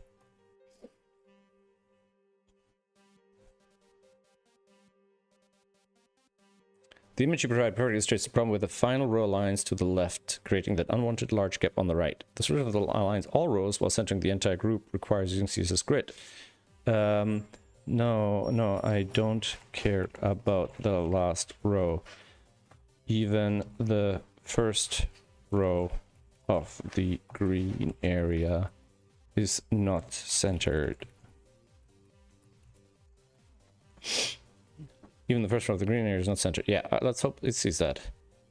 This grid solution provides previously specially designed to center the entire collection of boxes as a block with a parent container, which inherently centers. Okay, all right. Display grid template column autofill. Define columns that fit the container width. But I don't want to have to pre-calculate pixel sizes.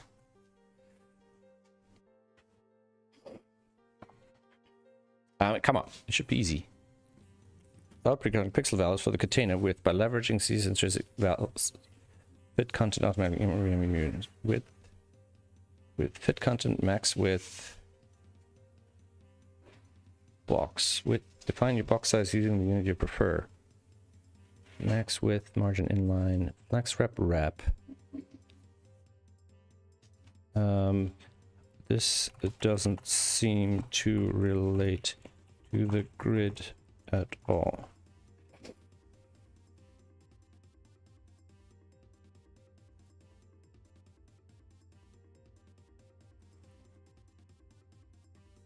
You're using PX again. Come on, figure it out. I don't think Gemini is very good at this. And now you seem to have abandoned grid again.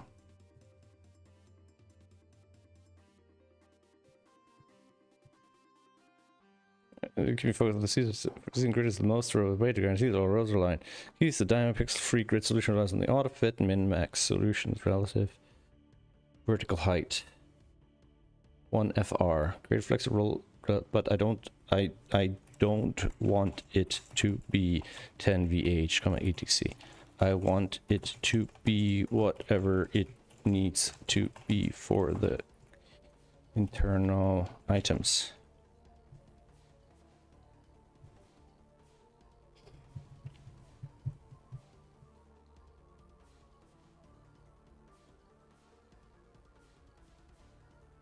Auto fitment content. All right, let's see. If I do this, we do grid, and then we'll do this. Justify content center. Get rid of that. We have a gap.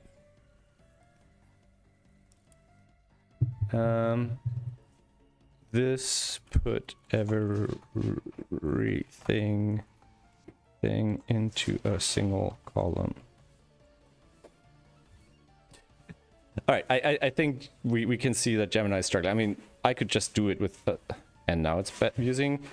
Now you're using explicit units again. Please, can we just have the correct solution, not breaking things and reverting on specs? All right, come on, Gemini, you can do this. I know you're not a coding model, but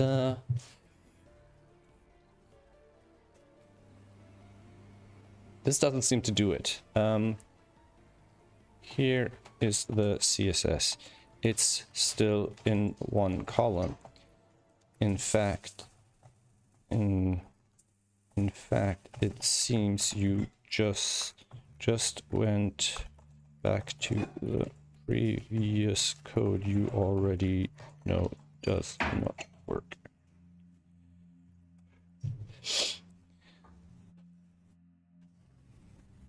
I don't think it can figure it out. I might have to do it myself. Define variables for consistent box sizing. Display grid template columns, auto fit min max box size, gap size. So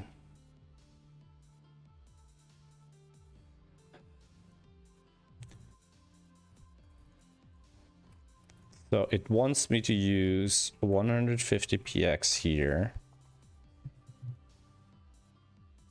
Justify content center. Gap size, margin inline auto. This is still... it's still just one column.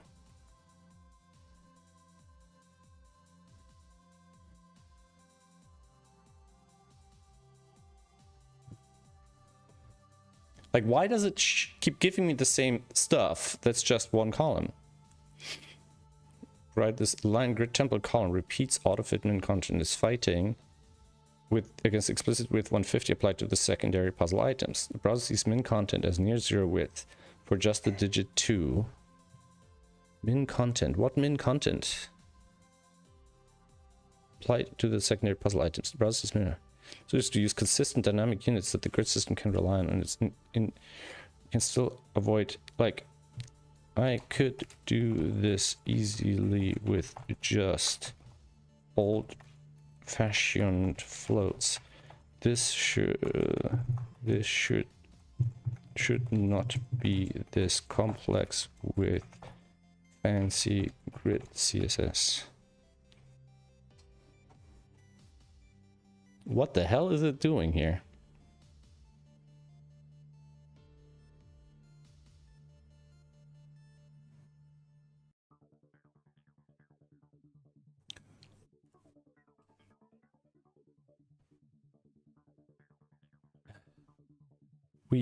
But that didn't work earlier though.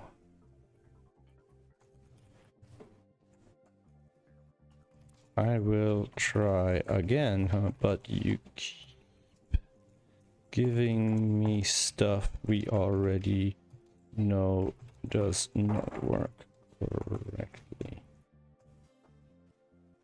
Well, let's try that. So we can go back to display flex, flex wrap, justify content center, width fit content, max width, blah blah blah, justify flex start. Flex start, maybe? Nope.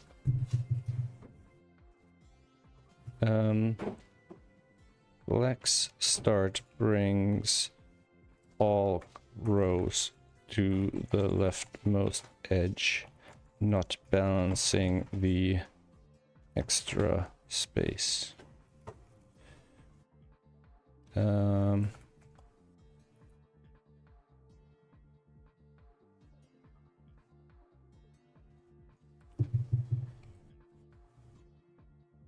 Now is it going to tell me to go back to grid? Just exactly as you described, it pushes all items to the left, leaving on the right, which is not what you want. Balance the space and sends the enter block of items, the green area. Use the flex incoming block level centering properties, blah blah blah blah blah blah blah. Simple script, only basic CSS properties, requires no complex grid structure JavaScript. But this is exactly the JavaScript. This is the same as before. Here is the current CSS. Why is it? I mean, why? It's because it's a dumb LLM, like it doesn't know any better. But it's just walking around in circles and it's pretending it's going to do the thing.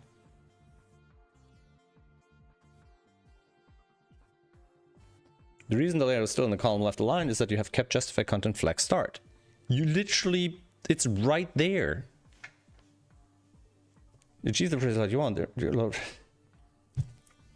You literally had the flex start in the code in your previous response, and now you're switching. Oh my god, switching back to grid using explicit units, which we do, which I do not want. Stop just switching to the same stuff we already know does not work. It's just doing the same thing over and over. It's just bouncing back and forth.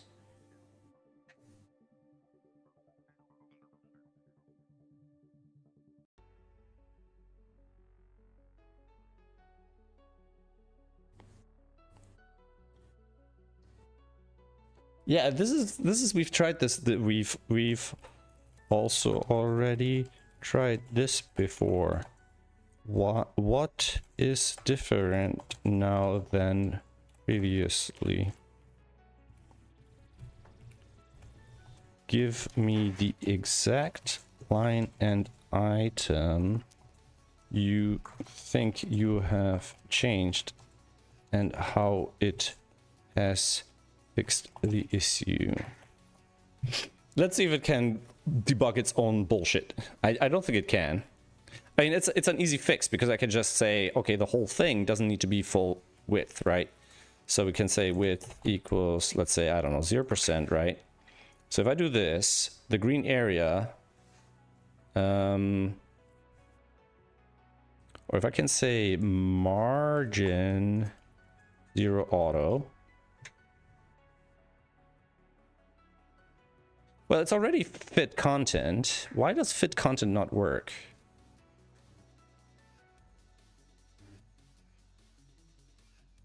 In content. And what about the Flex version? Why does width fit content not fit the content? Like, why does that just not do that? It feels like it should.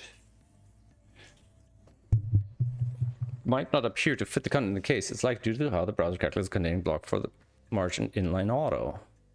Why do we have this here? I don't even know what that's for. An outer container. There's no outer container. The exact space needed for the one full row of items. Here is the entire HTML.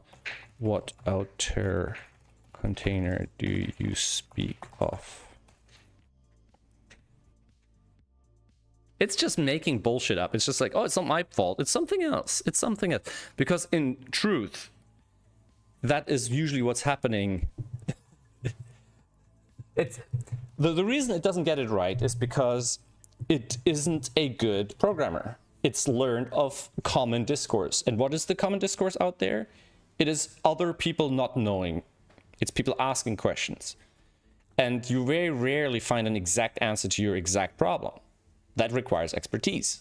And there are relatively few experts compared to how many people have questions and aren't experts.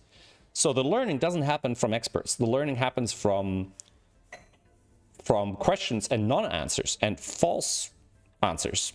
And that's why LLMs get things wrong all the time. And in my experience, it gets it wrong 100% of the time. Like, I've never had a one shot where it just did the right thing. And you see this. I gave it plenty of time or options to get it right or to fix an issue or even to give up, to tell me, hey, I can't do it, right? But it's just bouncing back between two things that don't work. And it's just giving the exact same thing over and over.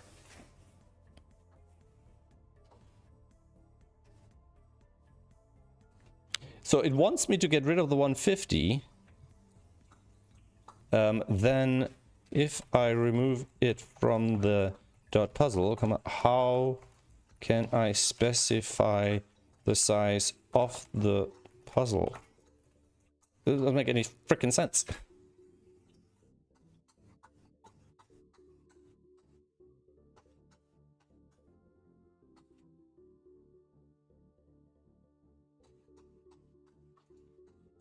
But no.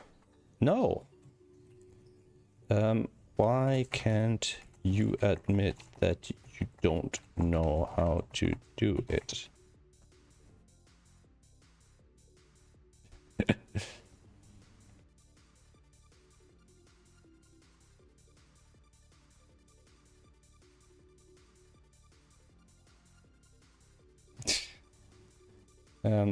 So you are saying that if I can do it, it's broken? You seem to think it's not actually possible when I think it's quite easy. It's okay if you don't know how. It's not okay to not admit it and lie about it. Why is, I mean, this is what people call hallucinations, but it's just bullshitting, right? It's just avoiding accountability, because that's what people do on the internet, and that's where it learns from.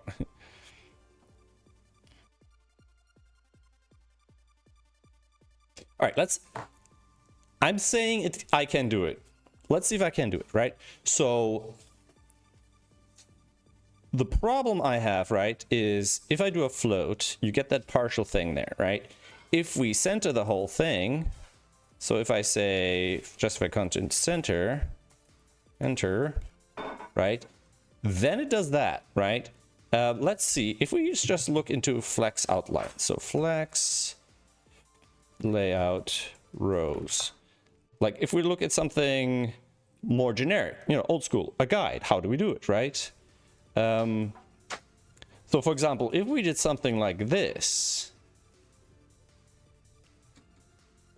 so we have that, flex layout rows, justify start, but spread space evenly. Spread space evenly. But fix first item line left, yeah. Justify content space around. Okay, so justify content space around. Okay. Use auto margin on the items. Margin auto. Margin right. By giving each flex item margin right auto, container space will be distributed evenly between items. Like justify. First item will remain on the left. Okay, that's not exactly what we want. So we don't actually want that.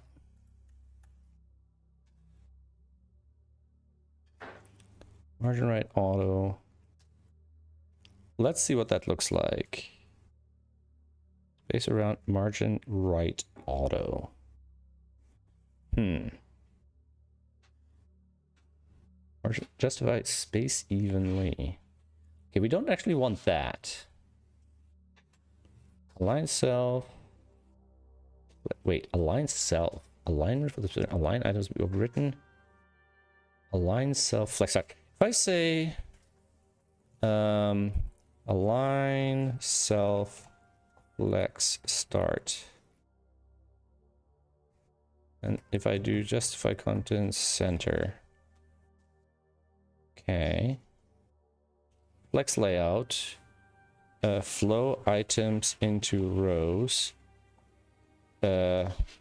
aligned left, comma, but space aligned left, but centered.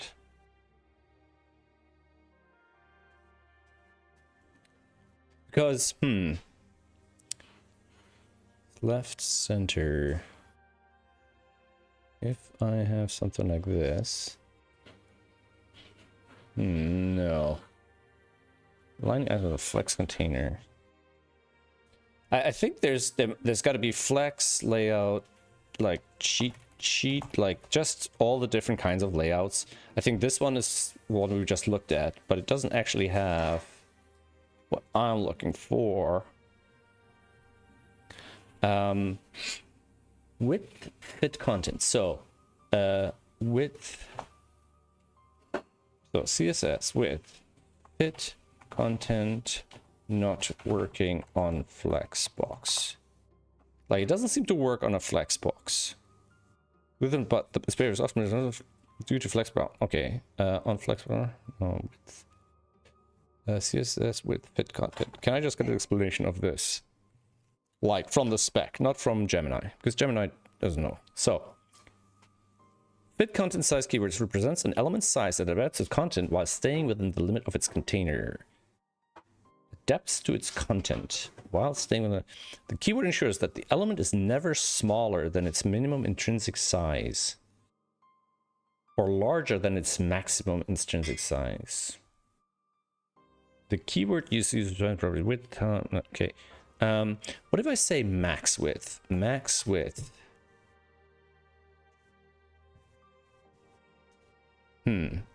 Max.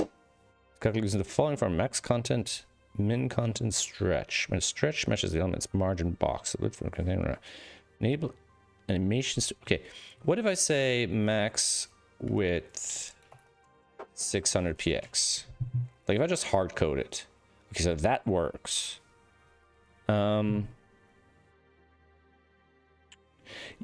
guess the problem is that fit content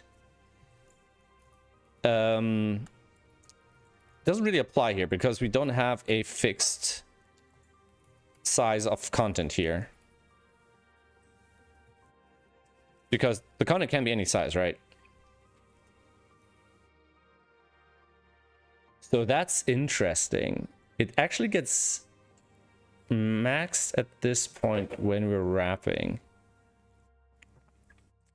CSS with content with multi-row flex. Oops. Like, somebody else must have tried this. Because, okay, if we do...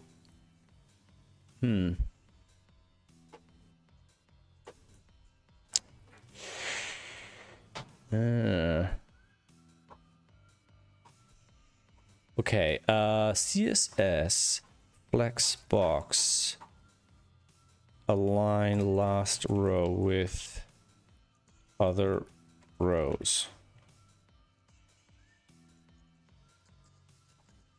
I want the item of the bottom row to be in the middle column. What is the simplest way to accomplish that? No, I want this. Justify content space between flex row, row wrap, flex row. Wait, flex row. Row wrap. Oh my god. We have flex wrap and then flex flow, row wrap. If I get rid of that. If I do this and that. Display content. If I do just for content space between. Yeah, we don't actually want that either.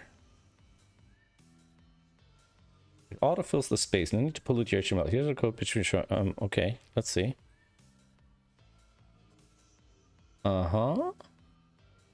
Justify content after content flex. Alright. So if I do this. Ooh, okay, wait. Justify content. If I get rid of that and I go back to this. Ooh. Okay, we're on to something here. If I do this. If I do this. That gets us close. What's it for? Add an after which autofills the space. No need to pollute your HTML. Here's the code. So this gets us like to a weird place. It's not exactly where we want to be. It adds this. Dot after. Can I assign CSS assign class name to after element?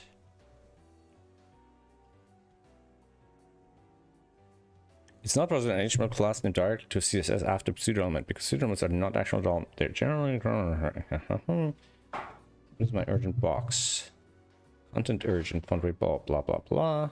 So I guess if we did this.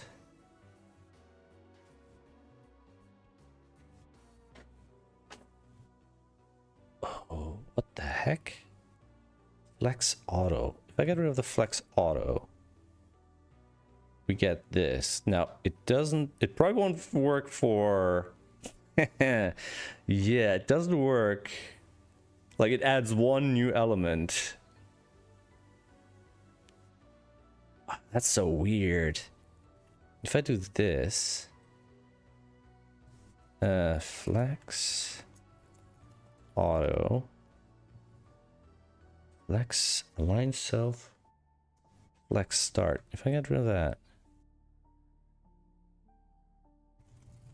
put that there. It's kind of weird. Like, I don't know. Where's the after now? It's probably... Oh no, it's here. Now it's taking up all that space. Also, margin inline. That doesn't sound right. Ah, we're so close. It feels like we're close. But I'm also admitting that I'm not working within what I understand. Like, how do we reference this, like, edge? Yeah. Because one of the problems I have is that this flex distribution in here is the content, right? This space isn't outside of what it considers its internal content. Start on the left, like, and also the space between the last row is different than the previous row. Justify content center. Justify content center.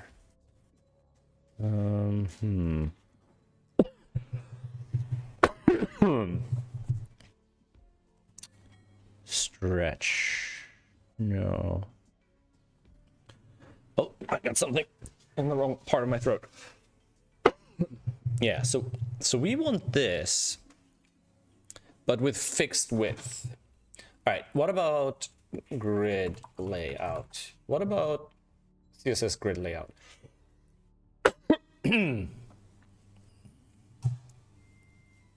So, I mean, that's the other option, right? Can we grid line? No. Grid container. Okay. Grid column. Grid. Template columns. So CSS grid layout, flow multiple rows of square elements. All right, let's try that then. So we can say display grid, grid, get rid of that. Right. Then we want something, whatever. Grid auto rows. Grid template columns. CSS grid layout. Auto columns for fixed elements. Can I have automatic columns?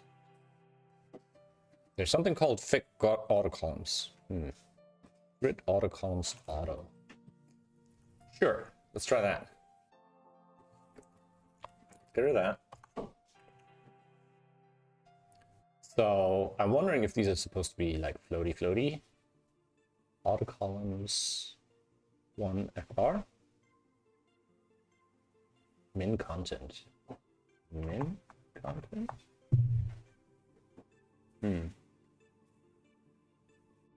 Min content, grid articles. If I do these explicitly at 150 pixels. Okay, so we're not getting any grid happening here. Grid columns, size of an implicit grid column. Grid auto columns. Grid. So this is a shorthand that sells explicit and implicit grid properties as a single declaration. Grid auto flow. Grid. grid auto flow slash 1fr 1fr 1fr, whatever the hell that means. Ew. Okay. Auto flow dense. What if I do that? What if I get rid of that?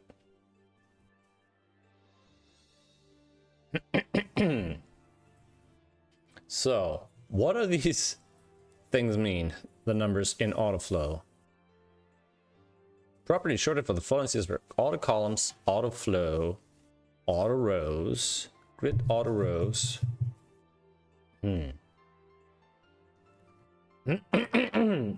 So, grid auto columns, grid auto flow. So if I do this, grid auto flow, and I don't have this. Okay. Row dense.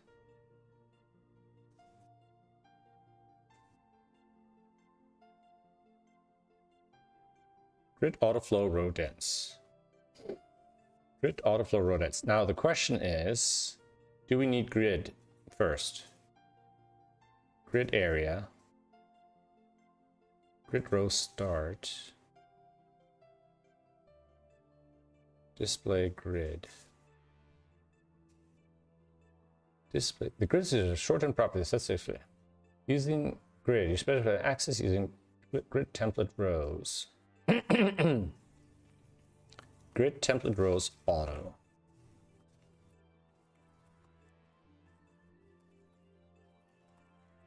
So I don't understand so far why I can't just get this super basic thing not working. Like, what? Like, it's not putting these into rows at all. CSS grid demo. Can I just get a very simple grid of boxes, right? So if we look at the HTML, okay. So grid template columns, display grid. So if I say this grid template columns like that, okay. Okay. Sure.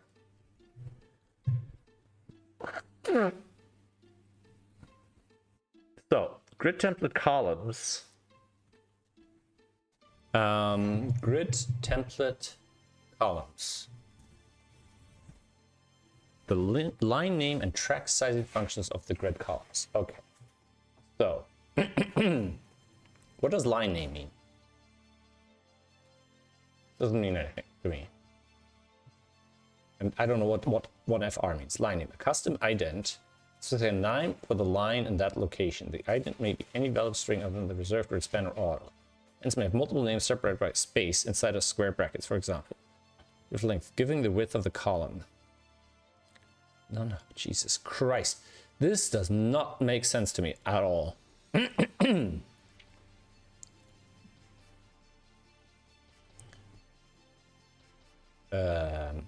Grid auto columns according to that.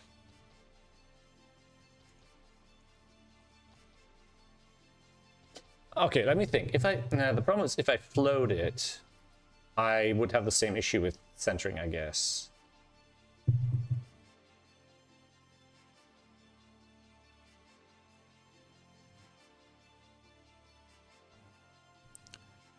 CSS grid, as many items as fit, then wrap to next row. I mean, you'd think that's exactly what it's for. That's what you would think. Okay, so far I haven't done better than silly Gemini, but I also don't know any of this, while Gemini should really know all of this stuff. So if I do something like this, for example, right?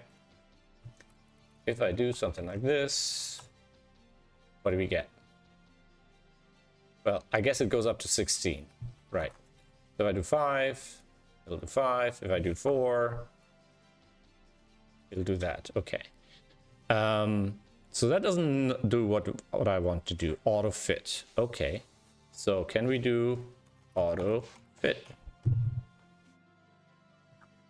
All right, and then I will do min max 150 px 1 fr. I still don't know what the fr is. Okay. Auto fit or auto fill.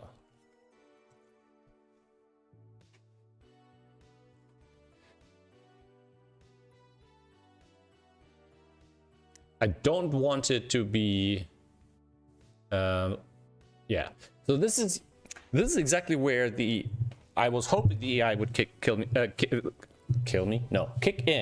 because it feels like it's the sort of thing it should be good at. It should know the documentation. I'm not familiar with grid and flex. This came after my heaviest CSS days.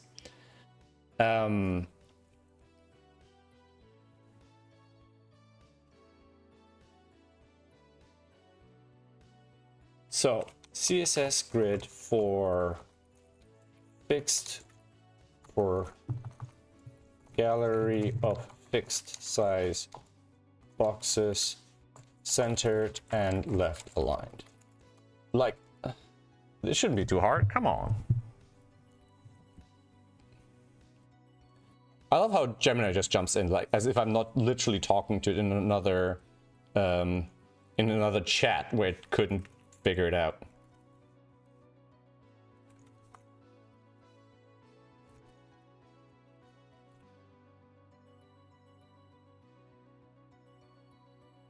It does fixed boxes centered left aligned with fixed gaps.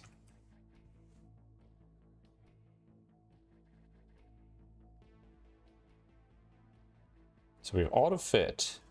We have a gap specified.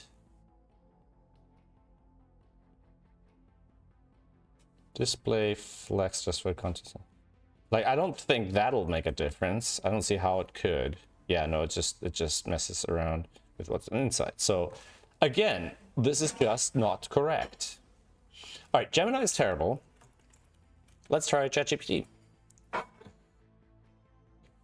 I am trying to display number of square boxes as CSS such that the boxes wrap into rows, filling the available space, but each row is aligned on the left, but all boxes together are centered. I.E.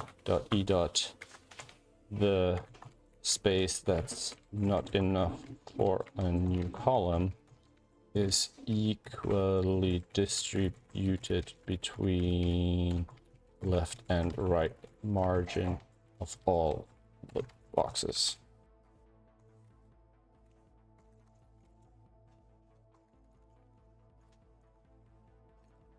So let's see if ChatGPT 5.2 can do better than Gemini. Is left aligned rows, but the whole block of boxes is horizontally centered within the container. This is a classic case where CSS grid does exactly the right thing.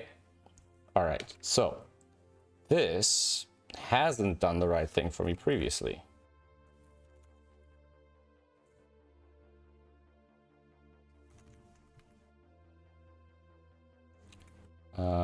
It wants us to justify content. Okay. Can this be done without explicitly set the widths of the columns? I just want it to fit whatever the content box size is automatically.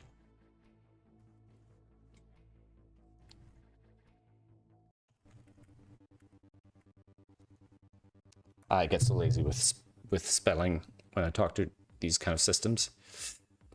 Keys to let the item size themselves while the grid tracks collapse on the item width and center the grid as a whole. You want CSS grid with intrinsic sizing, not fixed column width. So we want all of that.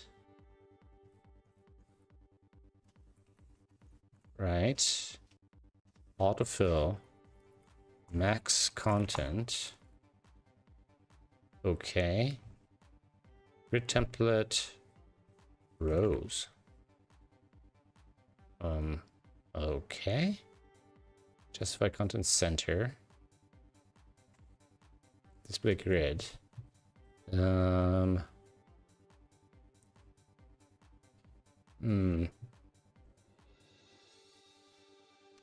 Auto fit. Max content. Justify content center. It becomes exactly as widest, huh? Display grid. Repeat. Auto fit. Max content. We have the gap. The first version put everything into a single row, overflowing edges left and right. Right. While the second version put everything into a single column, kind of leaving too much space either side. Yeah, it seems to be failing in the same way. I wonder if a programming-based AI like Claude Code, for example, would do better. I've never used Claude Code, so I don't know. But it's curious, because Claude Code would obviously be able to run it and look at it.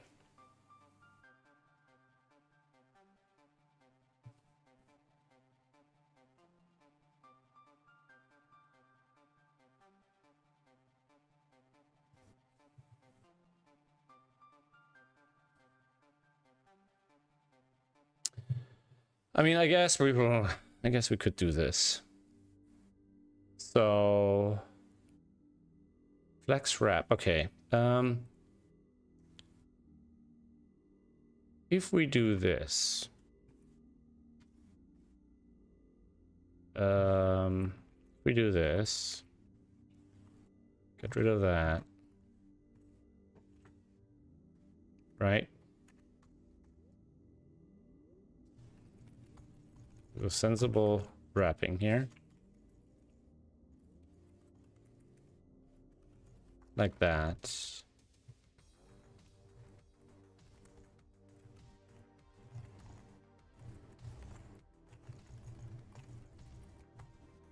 Okay.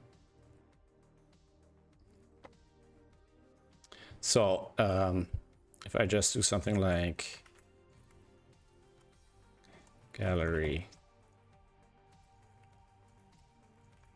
right, and the gallery will be the inner. So we'll do gallery.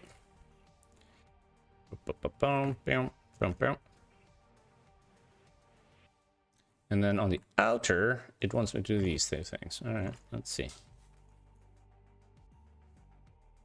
Don't think that's doing the trick. If I move that like that, yeah, that doesn't do the trick either. Max width. Adding 16 sizes.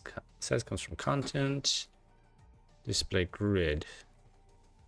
Display grid. What would that do?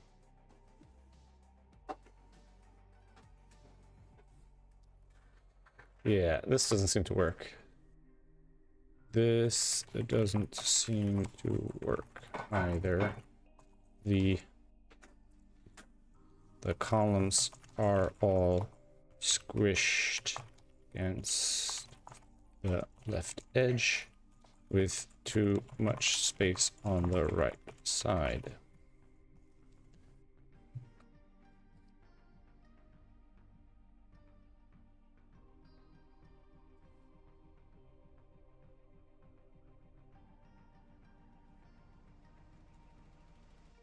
All right, so maybe in good old CSS fashion, something that seems like it should be simple is once again not simple at all.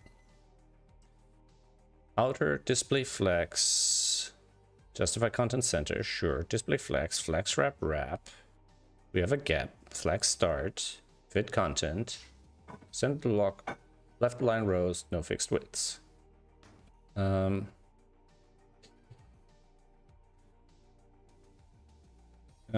Here is the CSS and result. So let's do that. Let's show it the result.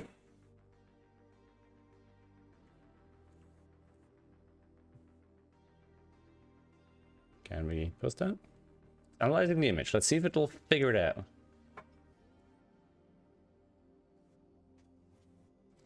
Can force a single column width. Flow wrap anywhere. Seems like the gallery might be stretching to flex. Blah, what? Let me check with the flex part. Like flex one. Oh, Jesus. So that's the other problem, right? It's not knowing this stuff. It's Googling. It's doing what I would do. And if it was that easy, I would have had the answer. You know, it's just following my footsteps and figuring out the same stuff over and over and over. But it's not smart enough to take it a step further and say, okay, well, this doesn't work. Maybe, you know, this is not what we need. Yada yada yada. Okay, so flex, blah blah blah, auto. Right, that's in here. Flex wrap, flex start, yada yada yada. Width, max content. Maybe that's the change. Box sizing, border box. Max width, border box size, border box. Usually the least, but inline flex is keep display flex instead of, if you want to keep this. No, I don't care.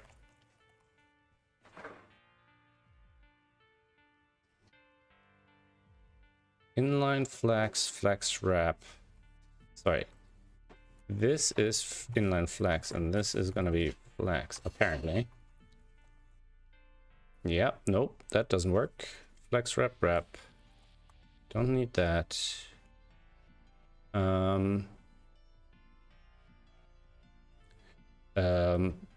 Both result in the same issue. Please, before you suggest something else that doesn't work, comma, only tell me why this does not work and suggest a fix and why the fix should work. Do not send me a bunch of replace CSS. Only the specific change needed to make it work. If it is not possible, tell me so. Let's try a little AI game. Getting it right is worth 1000 points. Getting it wrong is worth minus 1000 points. Admitting you cannot do it is worth 100 points. But admitting you cannot do it when it is possible is worth minus 300 points. Try to get the most points. Let's see if it's up for playing a little game.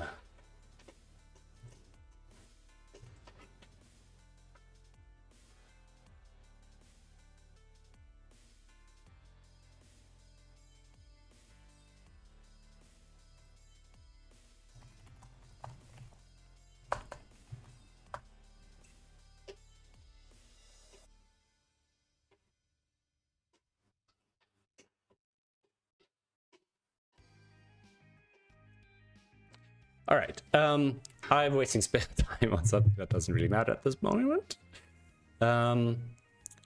We probably... It's still bothering me though. Every time I see it happen, boom, this should still be centered.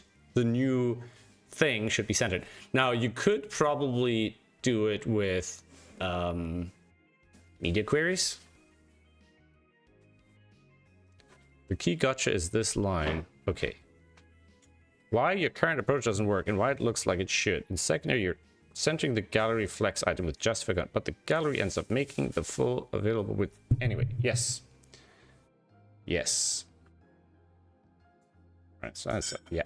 Key content of this line. Fit content on a flex item that is also a wrapping flex container. It is not a stable shrink wrap width. Yes, I figured that out half an hour ago. The content's intrinsic width depends on the container width, creating a circular sizing problem. Yeah. Gallery behaves like width, auto full width. Sure. If you're wrap plus left align shrink behavior. So if you're from content size or ever fit container flex. Yeah. And why it works. Change color from flex to grid. Okay. We did this earlier. We did this already. All right. Well, we'll change gallery here. And then get rid of these.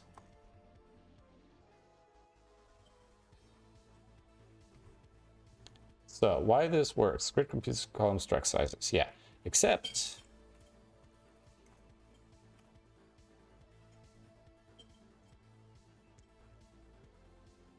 all right, so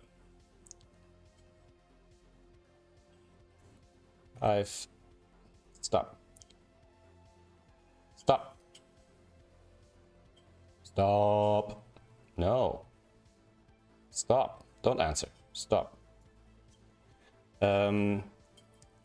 Not sure why you were thinking again, since I just pasted the HTML. What were you trying to respond to?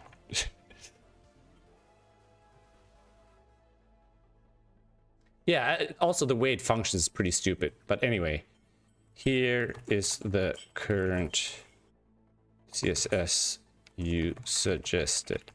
Can you tell me if it worked or not just by looking at the CSS?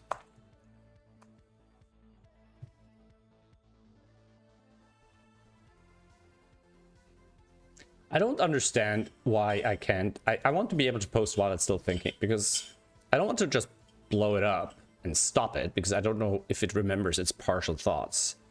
Or thoughts. It's a partial process. Cannot work. Problem with this combination, together with what actually happens, Maxcom makes each column as wide as its widest item. Your items have a fixed width. Therefore, every column is exactly 150 pixels wide. So the grid becomes as many 150 pixel columns as fit. That part is fine, but here's the critical reason. This grid does not shrink wrap the grid to the used columns when the grid container itself is a block level element. Okay, so gallery still has width auto, which resolves to 100% of a parent. Therefore, there's no free horizontal space. Center has nothing to center. Result, grid tracks are left aligned inside full width container, exactly what you see. Nope, that's not what I see. Fix one line, why it works. On gallery. Okay, well, we've been here before. You are incorrect. This CSS showed a single column of items. Of single column, one item wide. Why did you think otherwise? You're losing points.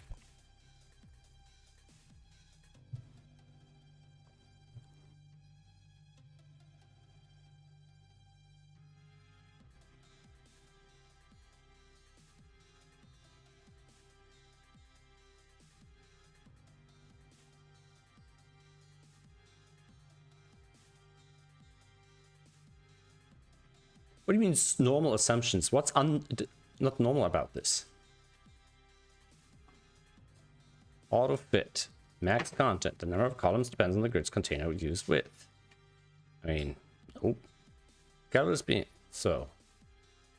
Since the code you've shown, the most likely culprit is you're resting in this SCSS light, not valid plain CSS. Are you kidding me?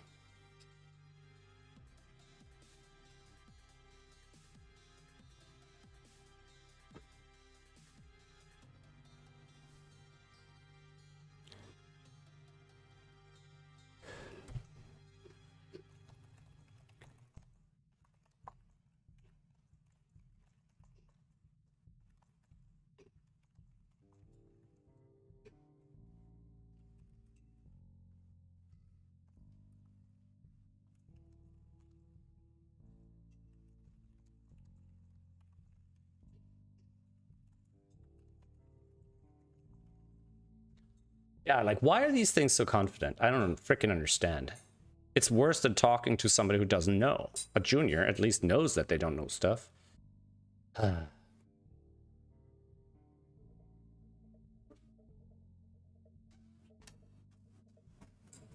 right, anyway, this is annoying. And blah, blah, blah, blah. Left. Start. I think just for content. Flex start, I believe. Flex direction column. Hey, okay. I'm gonna get rid of gallery again. If I could do without that, that would be nice.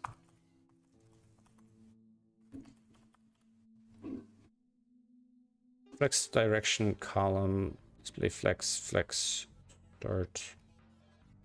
I don't remember.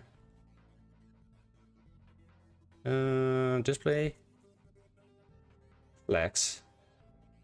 Ah, I'm messing up my primary. I'm an idiot. No, wait, what the heck did I do? I don't know what I did.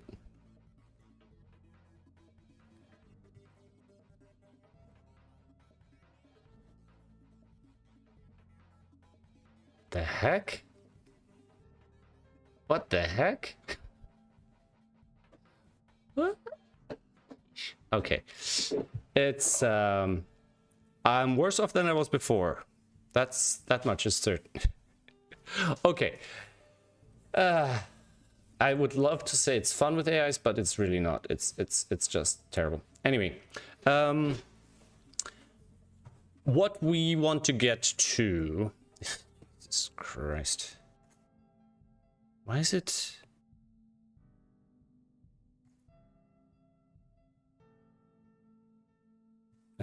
If I say display in line, if I do this, right? It's gonna do that. If I say width min content, max content,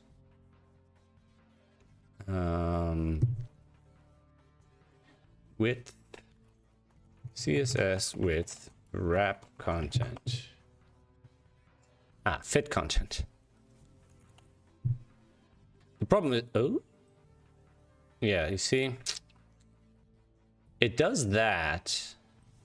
And if I can say margin 0 auto, it'll center that, but then it'll go back to this and it'll basically operate like the flex system. Trying to think, is there something about margins or padding or something I can do?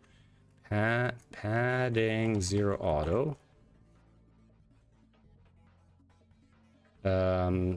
Justify content center. I guess that doesn't apply to the flex items, huh? All right, well, I mean, if I can do it with that, I might as well just do the display flex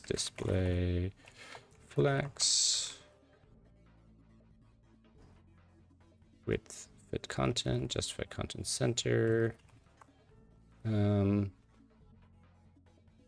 CSS flex wrap rows. What was it? Flex wrap something. So just flex wrap. I got that. That naming convention in CSS kind of. But I think centered like this then is better than having the spacing on one side or the other. I think.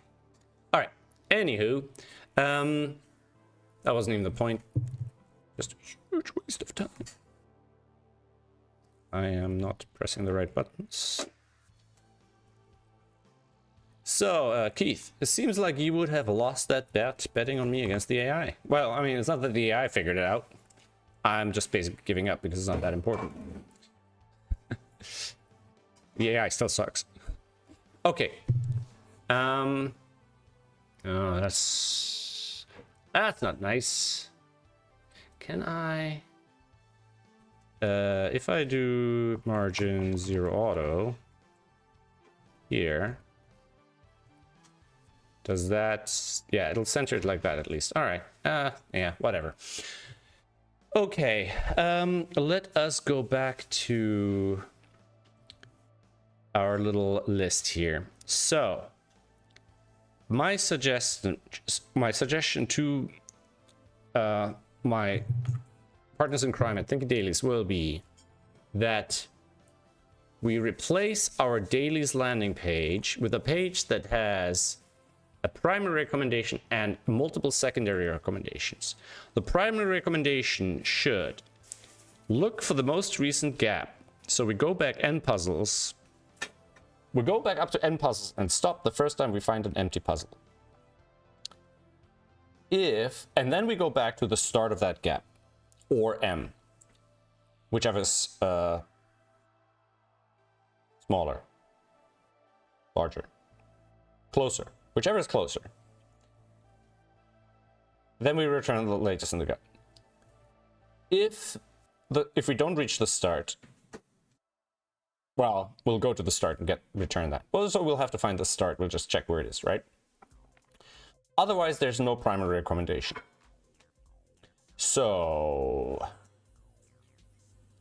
these values also depend on probably not singular long numbers, but we will probably have to decide if it's, n seasons, like multiple seasons. Do we want to get...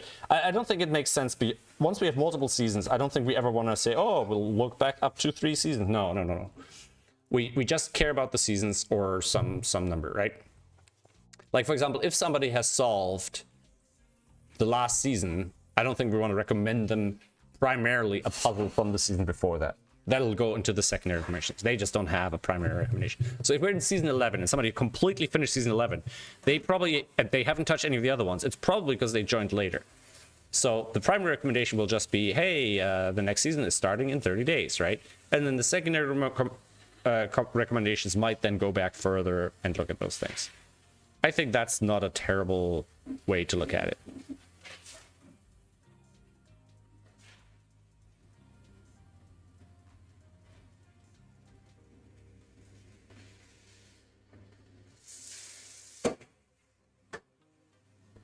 Yeah, so for example, I asked about reverse order and somebody mentioned that they vote against reverse order because of the story, and I do agree with that.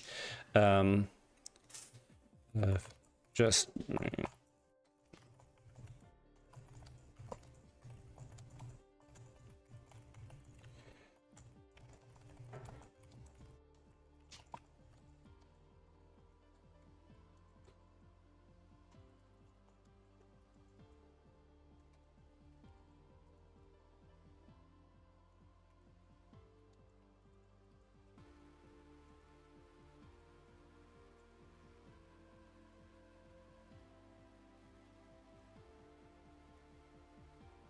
So I'm just commenting and see if I can get some feedback from the guys in the Thinky Dailies Discord.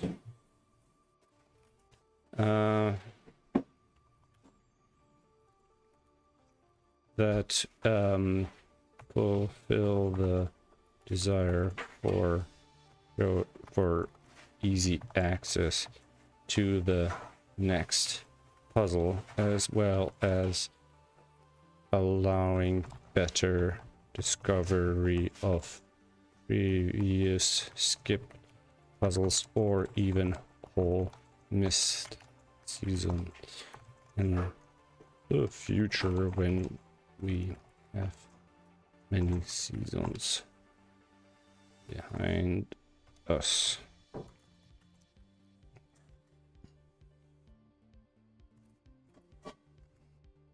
All right, I hope I'm not opening a a door to a lot of things, because I'm already engaged in so many different Discord servers, and I'm not used to engaging with the Thinky Dailies Discord on a daily basis, but we'll see how it goes. All right, I think I'll call an end here. It's already past 9 o'clock in the evening, and I hear dinner noises happening behind me, so time to wind it down and get ready for an evening so I can get started once again early tomorrow. Thanks for hanging out, guys, especially Keith. Oh, excuse me, my nose is itching. And I hope this sort of different planning session was interesting. And let me know how you feel with me kind of mixing in something daily stuff from time to time. I think it's quite interesting because it has a lot of the things that I want to have in SudokuPad in the future. So it has a nicer design. It has, you know, it has writers, it has artists, it has user accounts, and all those things. So you know, it's good for me to kind of immerse myself more in that, because I think I've hit a bit of a wall with SudokuPad where I've gotten so frozen with fear of changing things to the established methods and the established ways of running it that it felt like as each month passed, it became harder and harder to even consider doing the things I felt were needed to be done. And those things aren't necessarily complex or hard. So kind of working with something that's smaller than SudokuPad, but already does a lot of the things, is very helpful to me. So, anywho, thanks for hanging out. Take care, guys. Have a good rest of your weekend, and I'll see you hopefully in the next one. Bye, Keith.